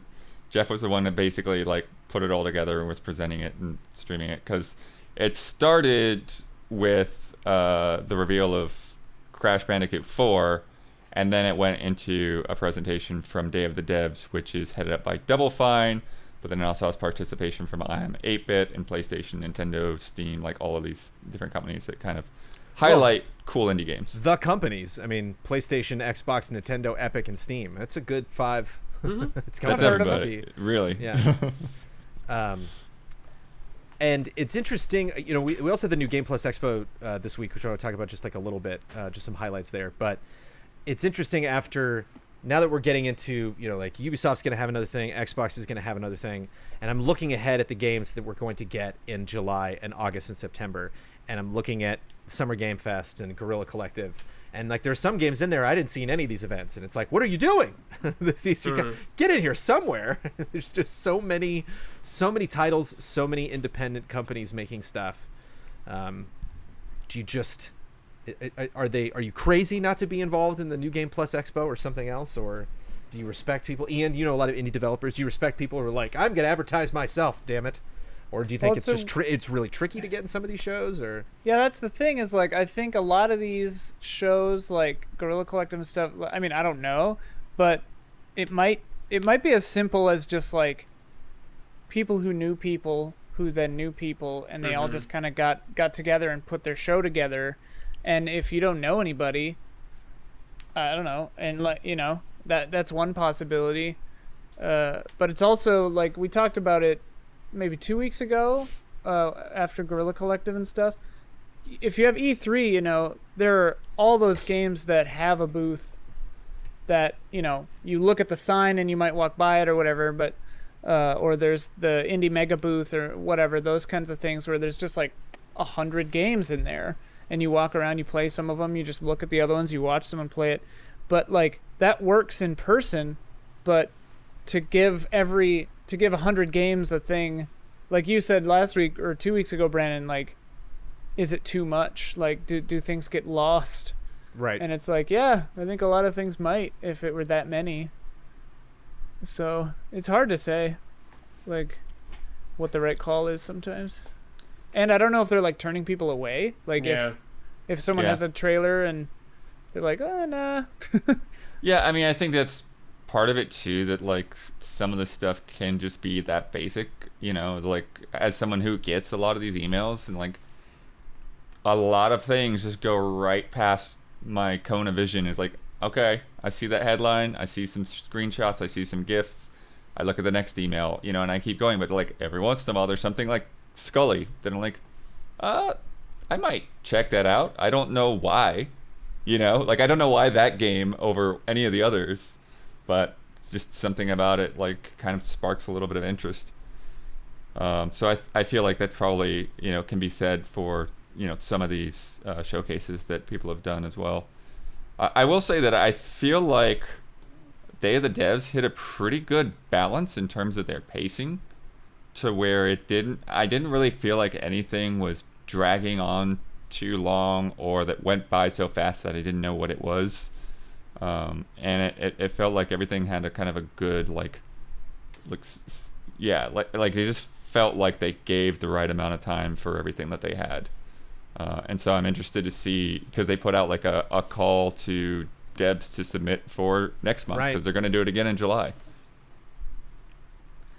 So again, it was a Summer Game Fest thing, but Day of the Devs really did kind of take over along with I'm8bit, or Double Fine specifically, and I'm8bit. And Double Fine definitely has just a great indie presence at PAX and E3. Like they always, whenever we would have like Judges Week, like there would always be, Double Fine not only would come showcasing their stuff, but they were just always surrounded by really interesting developers.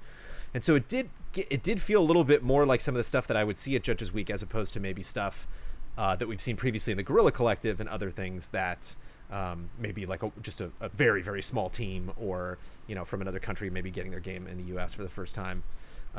Whereas I think there's just a different attitude there in terms of those people at Double Fine and I'm8bit, and just the way that they talked about these games. And it was nice getting more of a deep dive into stuff like Drake Hollow and Skate Story, Eternal Cylinder, Sea of Stars, stuff that we had heard about before. They also had The Artful Escape, Starbase, Foregone, Spinch, Inglet, Black Book, which that's completely my jam. Haunted Garage, which you loved, Ian. Haunted Garage looks sick. Panzer Paladin, which had really cool like 8-bit combat. Is that the one that looks like Shovel Knight? Kinda, yeah. And there's just a lot of blocking and parrying and stuff. Wait, I'm sorry. What is this game? You're speaking my language. Yeah, you have like a big shield, and it was kind of almost, it was like remind me of Zelda 2 a little bit as well. Just a lot of that like clashing, in a 2D combat. And Panzer Paladin from Tribute Games. Sky Season of Sanctuary, which is that game company's game, which I guess is getting more content, which is crazy to think of that game company, just being like the number one thing on the planet with Journey, and then now they're like, we got Sky, we're fine. They're playing this on mobile games, no big deal. Yeah, because it was an iPhone game for a long time, right? Right. Yeah, I think it's coming to Switch or something like that. It's calling to me. I just have never given it a chance yet. The Night is Grey, Knuckle Sandwich, an Overlook Trail with a very enigmatic. That one looked cool too. That trailer was crazy. That one looked pretty wild. Also, the New Game Plus Expo, which I did watch, which I just want to very quickly, before we wrap up the podcast, go through my highlights from that. Obviously, Curse of the Moon 2. Yeah! I'm incredibly excited that is happening. And that is such a win. Could we possibly just get Curse of the Moons now? Or is this... Yeah, you can get like probably 3. Is this now totally separate from... Is this even a part of marketing for Bloodstained anymore? Or is this just its own awesome franchise that should pump out as many games as possible? From a lore perspective, they treat it separate, so I don't see why not. Iga said, like, I when we interviewed him, he said, like, it's a separate thing. It's not related. Suda51 talked in front of the first footage of No More Heroes 3, which... What a way to make that just the most perfect. Suda. I don't know if I'm going to play No More Heroes 3, but like I respect that man so much. Too. I think that's so terrific. I know enough about No More Heroes 3 to know that was the first footage and know he was screwing with us. So I think he's doing his job well. Fight Crab is a guaranteed group stream. It's just nice to see Blood get so excited about something. Yeah. Just to get his own favorite. I throw racing games at Blood. He doesn't really have opinions or know what I'm talking about. But you get crabs with katanas. Brad, you called the For Honor characters so fast in Samurai Showdown. I just am very proud of you. You've been doing your homework. I appreciate it. The Neo Geo Pocket Color selection looks like fun. Not really sure how that... The more information come out about that, like the series of how that's going to work? Because it looked like mostly fighting games. They're just... I mean, there definitely are fighting games, but yeah, that's just... I think there's 3 announced so far. That might be the extent of it. I don't know if more will come later, but yeah, they're just, very clearly presented Neo Geo Pocket Color games that are coming to Switch. It's just no way we were going to get Neo Geo Pocket minis. So they were like, just... Yeah, probably not. Micros, like the little Game Gear that's so small you can't play it. But it's funny to look at it because it's like you see they have the whole like Neo Geo Pocket Color like as a mortise inside of the screen of the Switch, so you're like looking at a controller as you're holding a controller. Ben spotted Trails of Cold Steel 4 immediately, and also after Idol Manager, which I definitely want somebody to cover or a group stream that, said, I want to review this. Blood, I want to review this. Yeah. Hey, and just shout out, again, I have not been, ever since taking over moderating duties and other changes that have happened here at Easy Allies, I admittedly have not been following trailers as much as I should, damn it, because at Trailer Jones is my Twitter handle, so you'd think I'd watch trailers, but I have not watched enough. But I believe I've watched enough in 2020 to know that Escape from Asura was the worst trailer that we've gotten for a video game in 2020. Brad, you remember Escape from Asura? No. It was the person like under the overpass or something. Oh, it was like, you were just kind of like flying down, like looking at some grass, and there was like a dude standing there. But yeah, I guess it is. That sucked. I think they rented a drone. I think they, it's like, you know, they were planning before, and it's just like, Susan, do you have an idea for this? It's like, we rented a drone. We're good. You don't need ideas when you have a drone. You can make the trailer. Was that the only shot they have? Like, how many passes did they do of that drone? I wonder what shot they picked. I have a lot of questions about that. New Game Plus Expo wrapped up with Ease 9, Monstrum Nox. I just watched that entire trailer. Yeah. Watch it again. You got time. It was 11 seconds. I don't want to rush you. Yeah. Escape from Asura. What? I can't tell because previously one of the worst trailers I'd ever seen was for a Pokemon game that literally was just a logo. Like they bothered to render out a 20-second video of a logo, and I'm just like, you can't. That's not. Yeah. You put it on a website, but how dare you make me click a video link for this? But it's just something kind of pure and simple and direct about that. Having a shot, making me wonder who that person is underneath that overpass. Like, I can't tell if that's more insulting. Because there's that moment. It doesn't matter what trailer it is. It doesn't matter if you know the company or whatever. When it cuts to a trailer, and the pan comes out of black. You're like, what is this? I want to know. What game is this? What genre is this? I have so many questions. And then they tell you immediately. And then it's done. Escape from Asura. And I'm just like, ugh. Never getting. To be fair, it says teaser trailer on YouTube. So. It didn't tease anything. No. But the New Game Plus, I thought, had a good pace to it. It was like kind of very 99% like direct state of play vibes. And I thought they had just a couple of random jokes, or like I like it when they do like the 7th inning stretch sometimes when they have people doing voiceover promo stuff for some of these events. They're like, we're about 45 minutes into our presentation, and we have other fun things coming up, like this thing here. And you're like, are we in preschool? What is this? Like, why did you do that? Do we all get juice boxes now? Like, I'm good. Like, I signed up for this. I can make it. I can potentially go half an hour without a break. I do think that one was a bit underwhelming. I think just New Game Plus in general. Yeah, the presentation in general. Like, I think that you could have seen bigger things. Sega and Atlas were the headliners for that, and. Oh, yeah. They just had Catherine for Atlas. And basically just had Catherine. Yeah. We didn't see Yakuza. We didn't see Persona 5 Scramble. So it just felt like a strange thing for them to be putting that weight behind it. And then you don't really see any payoff of it. You just see a lot of games that, while good, are kind of feel a bit cookie cutter. So. You're not going to call any of them out, though? Just in general? Yeah, just in general. So I think people that know these genres know what I'm talking about. Do you think they can turn it around? Are you willing to give New Game Plus Expo a chance in 2021? Sure. Yeah. I just am curious. I just want all of these. Sure. Why the hell not? I want there to be 40 press conferences next year. We're the new kids. Like they're all back. Nintendo, you weren't here last year. Nintendo's like, get out of here, kid. No, I'm the Future Game Show. Step aside. I love it. The one thing that they did have going for it is that like these are primarily Japanese developers, right? And so we didn't see, there's not this crossover that some of the other events had. I just think, for me, again, that kind of speaks to it potentially being outside of my wheelhouse, having no idea what companies are involved in this, and I dug it. There's a lot of stuff on there I was curious about. Also this week, The Last of Us Part 2 came out. Yeah. It reviewed pretty well. Sold a lot of copies. Tales of Arise has been delayed beyond 2021. Ooh. We just know it's not happening this year, but we don't know. Beyond 2021? I thought it was supposed to... Or beyond 2020, sorry. Yeah. Beyond 2020, yeah. But we don't Wishful know. Thinking, Jones. But they didn't just say 2021. They just said beyond 2020. Min Min is the character we're getting in Smash Brothers from ARMS. Spoilers. The Avengers War Table happened. MODOK got announced. It's fine. That's about it. There were some other things that they detailed, but I think that was like the one thing that they were holding on to. Wanted another hero, but we got MODOK. Cyberpunk 2077's first Night City Wire was a success. Edge Runner's anime is in production. Mm-hmm. Everybody's getting an anime. The World Ends With You is getting an anime. Hell yeah.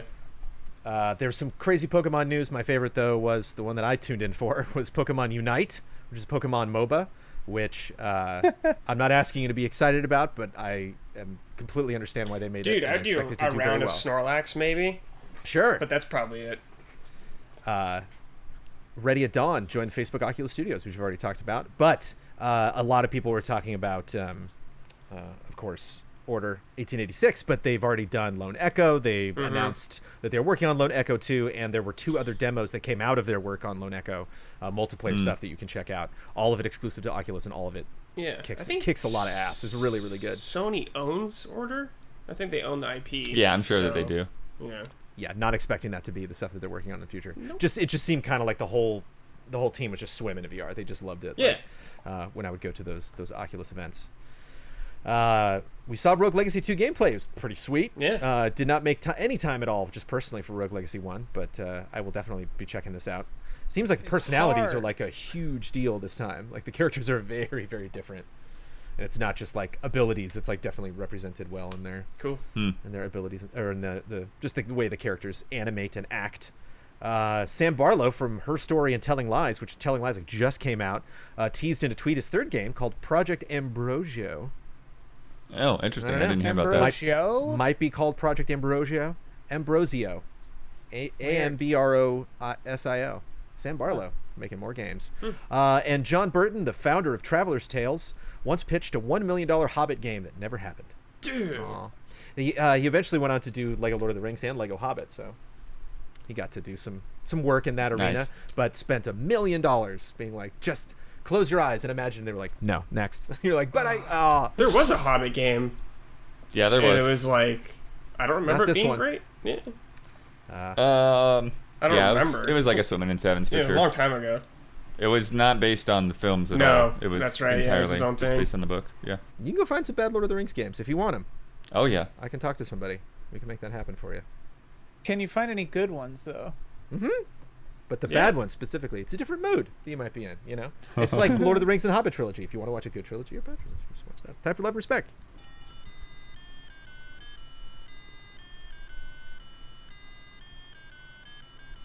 Love and respect.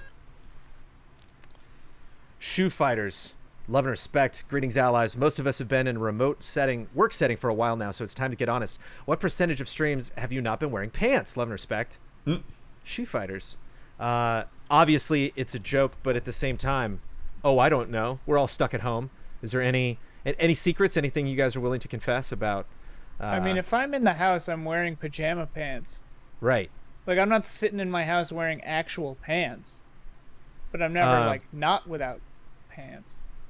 Not... Yeah, I've never turned the camera on without pants on. Yeah. All right, okay. It doesn't have to be pants, though. It could just be something that maybe the user... I'm not wearing pants right now, dude. You got that screen up there. You know, what are you hiding in the back? Yeah, what are you hiding? This screen? Oh. Yeah, what's going on He's back hiding there? his What kitchen the hell are you hiding? This non-green screen? You keep waving and you hide your hands meth lab sometimes. back there? This is my meth lab. I'm breeding super crocs back here. Right. There's some dirty dishes and a dog. There's not much else. Yeah. Well, the dishes are all clean, Bloodworth. Oh, good. I won't say if it was Animal Crossing or if it was the podcast or if it was a reaction stream, but I have muted a couple farts. That's all I'm saying. Just a couple. Just out of respect. You know what I mean? Thank you. So there's sometimes... Ian disappeared because of that statement. Maybe it's AC. Maybe it's... Did I? You're I don't know. a gassy boy, Jones, I'd rather you do that than pull a Huber. But if it were muted and see that's... Again, it's a silver lining. You know, we kind of look at the positives of... Jones, I think that's separated. a courteous move. That's very courteous. A true gentleman. In fact, you didn't even have to mention it. Welcome to the podcast. Mute myself for a second. Brandon K. Gann. Hello, everyone. This week brought the previews for Cyberpunk 2077, and it's been nothing short of overwhelmingly impressive. So much so, my fears of the game having too much have been confirmed. So I want to ask the panel, in your respective opinions, how much is too much in terms of world size or content amount to when it comes to games? What is your personal threshold in investing however many hours into a given game? Don't get me wrong, I'm very excited for Cyberpunk, but I'm worried it might overload my circuits with choice, causing paralysis by analysis. Thank you very much for taking my question, and if you do, stay easy, fellow allies. Too big? To me, it's always a question of quality. Yes. And quantity. Like, if the quantity goes up and quality goes down, that's too much. If you can have infinite quantity, if the quality is good, then it's fine. That to me is the only, because, like, I've quit games that are 8 hours long because I wasn't enjoying them. Like, it's just, do I enjoy it or not? Not, like, how much stuff is there to do, because I don't feel pressure to do everything. So... yeah, but if it's all bad because there's so much of it, then all of it is too much. Yeah, because I think I forget who it was that from the impressions today. I think somebody had said something like, "It is overwhelming, but it's still but it's good." Like, yeah, forget exactly. I know Alana said that you can talk to everyone, but most people just say like a couple of little things. Oh yeah, the branching dialogue tree or something. Yeah. To me, like, Cyberpunk will stand or fall on its world and how consistent it is. And, like, to me, I think for that to work, you have to have a lot of stuff going on, and you have to have a lot of intricacy just to simulate a realistic world, because the real world is intricate. But, yeah, who knows if it's all of a high quality or not. I assume it is. Faith based off their previous work. They just seem to get, like, way better every new game they make. And they learn. Like, dude, Witcher 1 to 2 to 3 are, like, insane leaps in quality. Yeah. And, I mean, what we saw today of Cyberpunk, it's looking good. It's looking like good. Usually it's when I easily see looking a game, better than Witcher 3. Yeah. Usually when I see video games, I'm like, okay, yeah. Like, there are some things in this weird little things that I was like, that looks good. That's impressive. Yeah. Sean Layden was interviewed this week and said he would like to see smaller games, and I've actually seen some pieces also written about that this week. Sure. Is that a trend we want? Are there any franchises that you'd be like, no, not that franchise? Or well, he was specifically talking about AAA. Right. AAA should go back into focusing on things that are 12 to 15 hour long. Which I think is a good length, honestly. Like, sure. It's not like saying I think games should be 6 to 8 hours, and because I feel like a lot of people feel like they're a little bit ripped off when games are that short. But I think 15 is probably a good sweet spot. And like, I've honestly bounced off of Assassin's Creed just because they've made those games so gigantic now that I just don't see myself doing this every other year. Yeah, like 5 to 10 hours for me is that check-in of like, how long is this game? And it's like, oh, there's another 30 hours of this. Like, but that's usually around the time when I want to check out. That was me in Persona 5. I was like, how long is this? I'm enjoying this, but I don't know if I, take what I just did, multiply it by 10. Like, There was a funny moment when I was playing Last of Us, and I was like, boy, how long have we been doing this? Like, and then I saw the game clock was like half as long as I thought it was. It's like the South Park moment with Cartman where he's like trying to sleep and it's just like a minute has passed. And he's like, come on. It's like, oh God. But yeah, it's interesting and interesting with, budgets going up, new consoles about to be sold, if that's going to be a trend, if, especially with Sony and Layden saying that.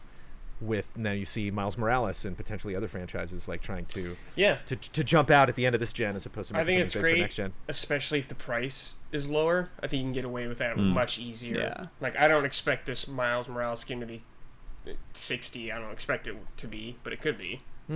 I'm thinking it's gonna be like 40. I think that's how much Lost Legacy was. Legacy? I think that was 40. And I think I've seen a lot of people reporting, we're talking about, which I knew, but the percentages of people actually completing most games are very, very low. Yeah. A lot of people don't finish any game that they play. Yeah. Or a lot of the big franchises that you hear of. The other upside to trophy shorter lists are skinny. The other upside to shorter games like that I really like is it allows, I think, some of these bigger studios to get a little more experimental and do like weirder stuff, because like it's like, oh, here's a little 8-hour game and we were trying some bizarro mechanic, or like this was an experiment that we were trying for this other game, didn't work for that, but we had fun with it, so here's this, you know. I really like stuff like that. I mean, some games, like the story they're telling or the gameplay there, it doesn't need to be longer than 6 to 8 hours. Like it becomes a bummer when you're playing something and it feels like it's really dragging out just to hit a certain hour clock like time in. So yeah, I'm all for it. There's a really funny, not really an analog to this, but in films, in indie films, like some like B tier, C tier films, when like the credits are 12 minutes long just to hit 70 or 90 minutes to like qualify as a feature film.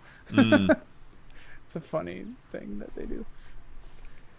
It is time for bets. Next week's bet involves Borderlands 3 Bounty of Blood. The DLC launches today, actually. And today, meaning Thursday, is when we record this podcast. Yeah. What I would like to know... Yeah, later, Did you turn into a soccer ball? What are you? Yeah. That's the symbol for the snap camera. Okay. You broke it. There he is. What I want to know is how many times will the official Borderlands Twitter account tweet before we record the next podcast? I'm going to look at Friday, so not today, not the 25th. I'm going to start my counting of tweets on Friday, the 26th of June, and then we'll stop counting as close to the next recording of the podcast as possible. This doesn't, you said, doesn't include likes and like retweets and This replies. does not include replies or likes or retweets. Okay. Original and for content. reference, there were 11 tweets in the last week. So that's what you can, again, DLC launches today, 11 tweets in the last week. Ian, how many tweets? 12. Brad, how many tweets? 11. Blood? I went 14. Oh, crap. 13. Wow, we all picked different things. 11, 12, 13, 14. Yes, I got the high end. Fascinating, yeah. Our team's got the low end. We will see. Exactly. Dun dun dun. Locking those in. Last week's bet, SpongeBob SquarePants Battle for Bikini Bottom came out this week. I went to OpenCritic.com. I looked at the last 10 reviews. How many times did I see the word pineapple? I bet 1. Daniel Bloodworth bet 4. Ian Hink bet 12. Brad Ellis bet 3. Michael Huber bet 2. None. There were none. Nobody did pineapple. Nobody went for it. There were 2 reviews that I skipped because one was in French and one was in Arabic. I'm not sure. They were in languages that I had to translate. That seemed disingenuous. I have not experienced other language reviews going through this process. So did you then extend it to the next 2 English ones? Yes, it was the basically number 11 and number 12 that I went to. And I'm not sure if this is prudent or not, but those reviews were ZTGD, Player 2, Well Played, Rapid Reviews, But Why Though podcast, Cog Connected, Game Space, Entertainium, Game Byte, and Noob Feed. Had to get Noob Feed in there. I was kind of glad. Absolutely. I could extend one more and be like, get in there, Noob Feed. But across the board, you look at those reviews. Because I realized, like, I think this is... I do enjoy these types of bets, but these are potentially disingenuous because I just show up and tell you, and like you aren't going to do. Not only would you not want to take the time to do the research to correct me, you don't know what reviews I referenced. So there we go. It was the got it. SpongeBob SquarePants reviews. Now you've introduced the seed of doubt that you're not trustworthy, though. So now we'll have to all do our homework. It's going to be a roller coaster. Well, no, it wouldn't be us doing the homework. It would be the audience. Yeah. They would call them out. Yeah. They'll do it. And our audience has definitely done the homework. No, the audience does the homework, in the past. Check. But I think I got that bet right, and I think I got the scores right. Currently, we are at Jovial Penguins 4. Oswald I'm gonna be the mayor. Astonished Scorpions 4. We're back. See, we're even. That's better, Blood. That's where we want to be. Get one of those wins in there. You were at the top too, so if there's just a lot of, I just imagine you can see, Blood just throughout next week, like check, and it's like he follows, give me alerts every time Borderlands tweets. Like yes. Yes. I don't think this is what I'm going to be following that closely. We're up to 22, gentlemen. Let me tell you about patreon.com/easyallies. I work with Daniel Bloodworth, and Daniel Bloodworth is very, very honest with me. Daniel Bloodworth and I are He's working very honest, hard, man. working hard to make sure Easy Allies is the best it can be. The Easy Allies podcast is the best that it can be. And I was not at my best last week. Blood messaged me and he said that was poor, quite frankly. Your explanation of patreon.com/Easy Allies. You were all over the place. You were talking about this show. You were talking about this tier. You want to be specific. I'll be as direct as I possibly can with you, listeners. We are Easy Allies. At patreon.com/Easy Allies, you can go and see other stuff that we do and support us financially. We do get money from other sources, but primarily we are supported via Patreon. There are lots of tiers there where if you give us certain amounts of money, you will get certain things early, you will get access to certain things, and it is a fun place to go and learn about the Easy Allies. Because I don't want to slack. Like, there's some episodes I feel like I do some things better than other things. But, I like your tactic now is just to cover all bases by being not specific at all. You say you get certain things for certain things. Patreon. Because, I had Huber say he had no idea what I was talking about the other day on the podcast. Sometimes I'll get stuff corrected that I'm surprised about. And I just want to make sure everybody's heard. But if I disappoint Bloodworth, especially in this way, it sticks. And we all really hear feels about bad. it. Yeah. Well, we great. might not. I might have done a really good job just there, in which case you wouldn't hear about it the next week. What you will hear about, most likely next week, however, is our shout-out tier. There's only 4 of us, so it's not going to be that complicated. Ian, I'm going after you. Blood, you're going after me. And Brad, you're wrapping up last but not least. Remember, we don't need to shout. You can just do a whisper for shout-out. Because I see a lot of people get close to the microphone and then get really loud. So you can be gentle. Are we ready? Mm-hmm. This is our shout-out tier at patreon.com/Easy Allies. Speaking of. And at that tier are Blue, Caleb Togi Crawford, L. Thanis, Greg the Dark Knight Kettering, and a sponsorship for Black Lives Matter. Shout out. Oh, sorry. I know it was me. That was me. I got it in my head. Okay. Shout out. Shout out. Shout out. Shut up! That was what I deserved, I think. The setup that I did for that. I think that's the shout out that I deserved. Thank you so much for being at that tier. Why, Brandon Jones, you won the bet. Who's that? That's me. Oh. I won the bet. I bet 1, but that was the closest to 0. I get to promote any Easy Allies video I'd like to promote. I get the final word on anything I disagree with, want to reiterate, or just popped into my head, and I get to sign off with my. You also got to look at Ian real quick. Sign off. Look over here. Below the neck. My eyes are down here, Jones. Oh, sorry. I thought it was gonna be a new filter. I was like, yeah, what's that crazy Easy Allies shirt filter you got there? Oh, why? Take a look, everyone. I'll stand up because it's way darker in here. Uh-oh. Oh, God. Uh-oh. There we go. It's a good teaser image though, with it just kind of slowly fading in and out. And it says Easy Allies on the back if it doesn't disappear. Now we got it. Yeah. This is a shirt designed by Stephen Purfoy at our behest. That is the first of our offerings from Roost Merch. And for people listening, it's big yellow letters, and there's a robot in front. An Easy Allies mech robot, you could say, with or various interests and talents. Yeah, you can't together. really see them in the feed, but there are a lot of cool little Easter eggs in there. If Easy Allies had to save the world, this is how we would do it. So you can get your hands on these shirts July 21st at 10 a.m. Remember that date because that'll also be the date, because of the way the deal works, that our current merchandise store will close. So if you want to buy Spreadshirt stuff, do it now. The next month, whatever. We're giving you a month's lead time, about. A little shy, a couple of days shy.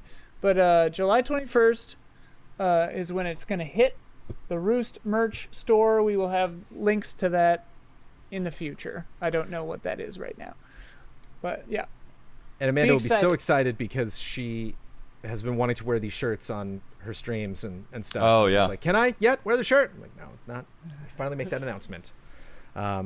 Yes, and hopefully that will lead to more merch opportunities in the future. Yay. Now I get to end the podcast. I'm not going to worry about my Twitter account, though, because I did actually squeeze it in another part of the show. I noticed that. Too smooth. I'm going to say I was on the latest episode of Frame Trap, and I got to talk about Desperados 3, which I very much wanted to review, but did not get a chance to review that. And so thank you to Mr. Ben Moore, for having me on Frame Trap. I very much like talking about it. I wish I could bring more games. I talked about Animal Crossing again, but didn't necessarily get a chance. And I just want to. I love these events that we're getting. Blood. It's like when we plan E3 and then put on E3. Not like that we put on all of E3, but like our coverage of E3. I've never been on this the end of June. I've never been in this frame of mind where there's so many different games that I know about now. And yes, there are a lot of AAA stuff that I'm excited about. And yes, there's a lot of, reasons to be excited about next gen and fun games that got announced. But it really is a lot of these smaller projects that have kind of captivated me. And so I want to see all of these, various shows, Guerrilla Collective and everybody, to come back and challenge some of the press conferences we've seen of late, that have possibly grown complacent, or like Nintendo didn't even show up at all this June, and give them a run for their money. And keep shining a light on fun indie developers. I greatly dug it. Cheers.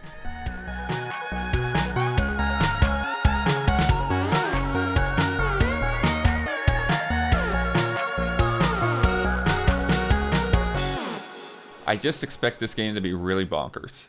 And I think that's going to make up for a lot of stuff.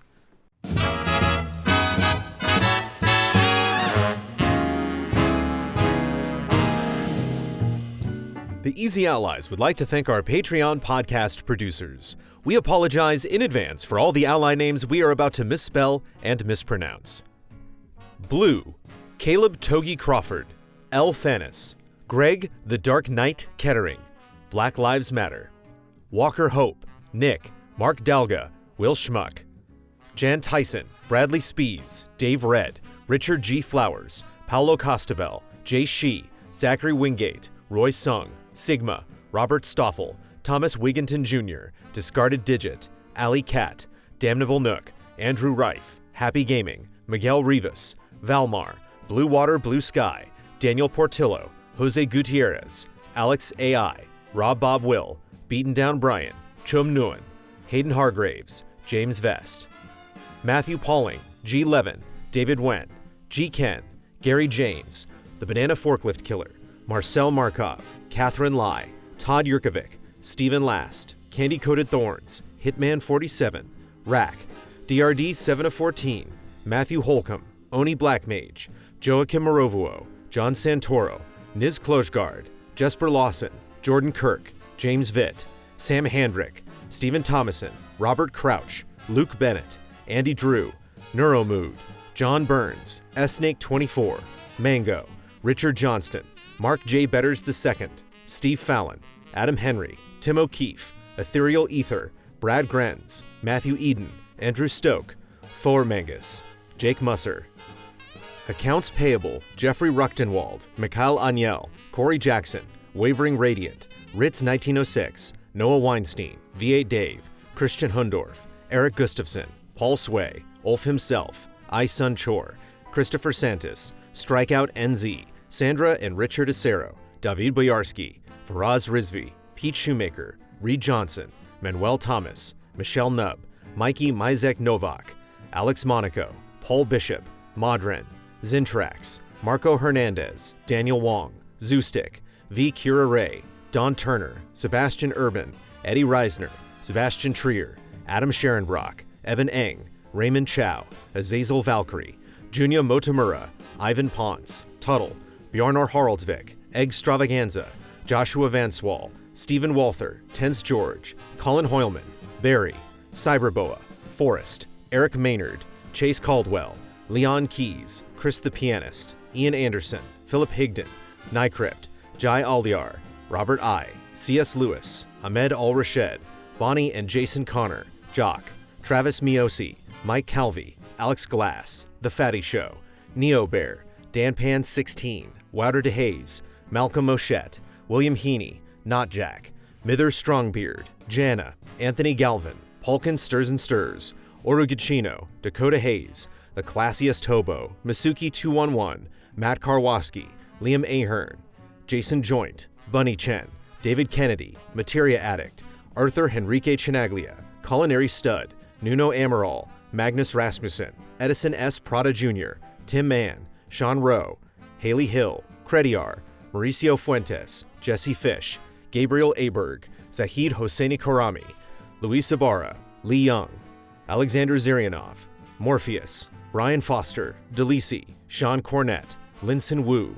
General Piet, Zio VGM, Matthew Migler, Andrew Smith, Brandon White, Christoph Fatui, A Pack of Puppies, Michael Clendenan, Wen Boshan, Hadi Ali, Aurelien Grenier, Trevor Thomas, Michael Kozachenko, Awesome Express, Adam Lindsay, Corey Landega, Pablo Rodriguez, Alec Church, Ibrahim Sozer, Feber Gundam, Mike Hook 1, Carl Williams, Gustav Strombaum, Volker Bach, Russell Bateman, Lindsay Wells, Jason I, Rickard Enbaum, Nefertiti Jenkins, Tyler Wallace, Joe Rutsky, Kyle Quintero, Jesse Vitelli, Jonathan and Amy Alconis, Quinn Riley, JC3, Jack Cullen, Paul Nolson, Isaac Swanson, Jameson Lapine, Max His Shame Turman, Jethrin, Bread Roll Art, Matt Ford, Joey Din, Splontot, Jordan Phillips, Ryan Wagner, Matthias Clare, Spencer Stevens, Jeffrey Murillo, Kevin Camposano, Trizac, Matt Ferguson, Jake in Japan, Sam Sorensen, Vincent Foliot, Michael Baloney, Michael Pliskin, Andy Marks, Tim Strothman, XWF Outlaw, Julius Garcia, Alex Lavanier, Gon Kef, Joel Short, Dimitri Zetas, Mazrim Tame, Ganzak 009, Helen Y, Jameson Anderson, Daniel Fuchs, Travis Kikowski, Megadet, Sneaky Gato, Blake Bonsack, W. Crusher, Lion Crown 19, Tom Masterman, Jojo Denko, ZK, Jose Carlos Madrigal, Mr. Anarchy, Thomas Blaze Fauchereau, Andreas Risberg, Anti-Ataraxia, Dreams of Caffeine, Michael Bisegli, Matthew Holmes, Alexander McEachern, Raymond Lee, Lars Berger, Marcel Giroux 17 Froelich, Don Lee, Erdney Kutnow, Megan McDonough, Rainier Dennis Bautista, Ricky Cass, Glenn Olson, Natabia Ross, Allison Burt, Ryan Anderson, Jesse Wilkeson, Katie Garza, Dan Sebring, James Davey, Neil Bruce, Silent Consonant, Craig Happ, Travis Ing, Cody Wesley, Cisco Ace Jackson Garcia, Kroldemort, Jeremy Ferris, Clay Roberts, Nathaniel Austin, Super 3D Cow, Ahab, Malienware, Mick Roper,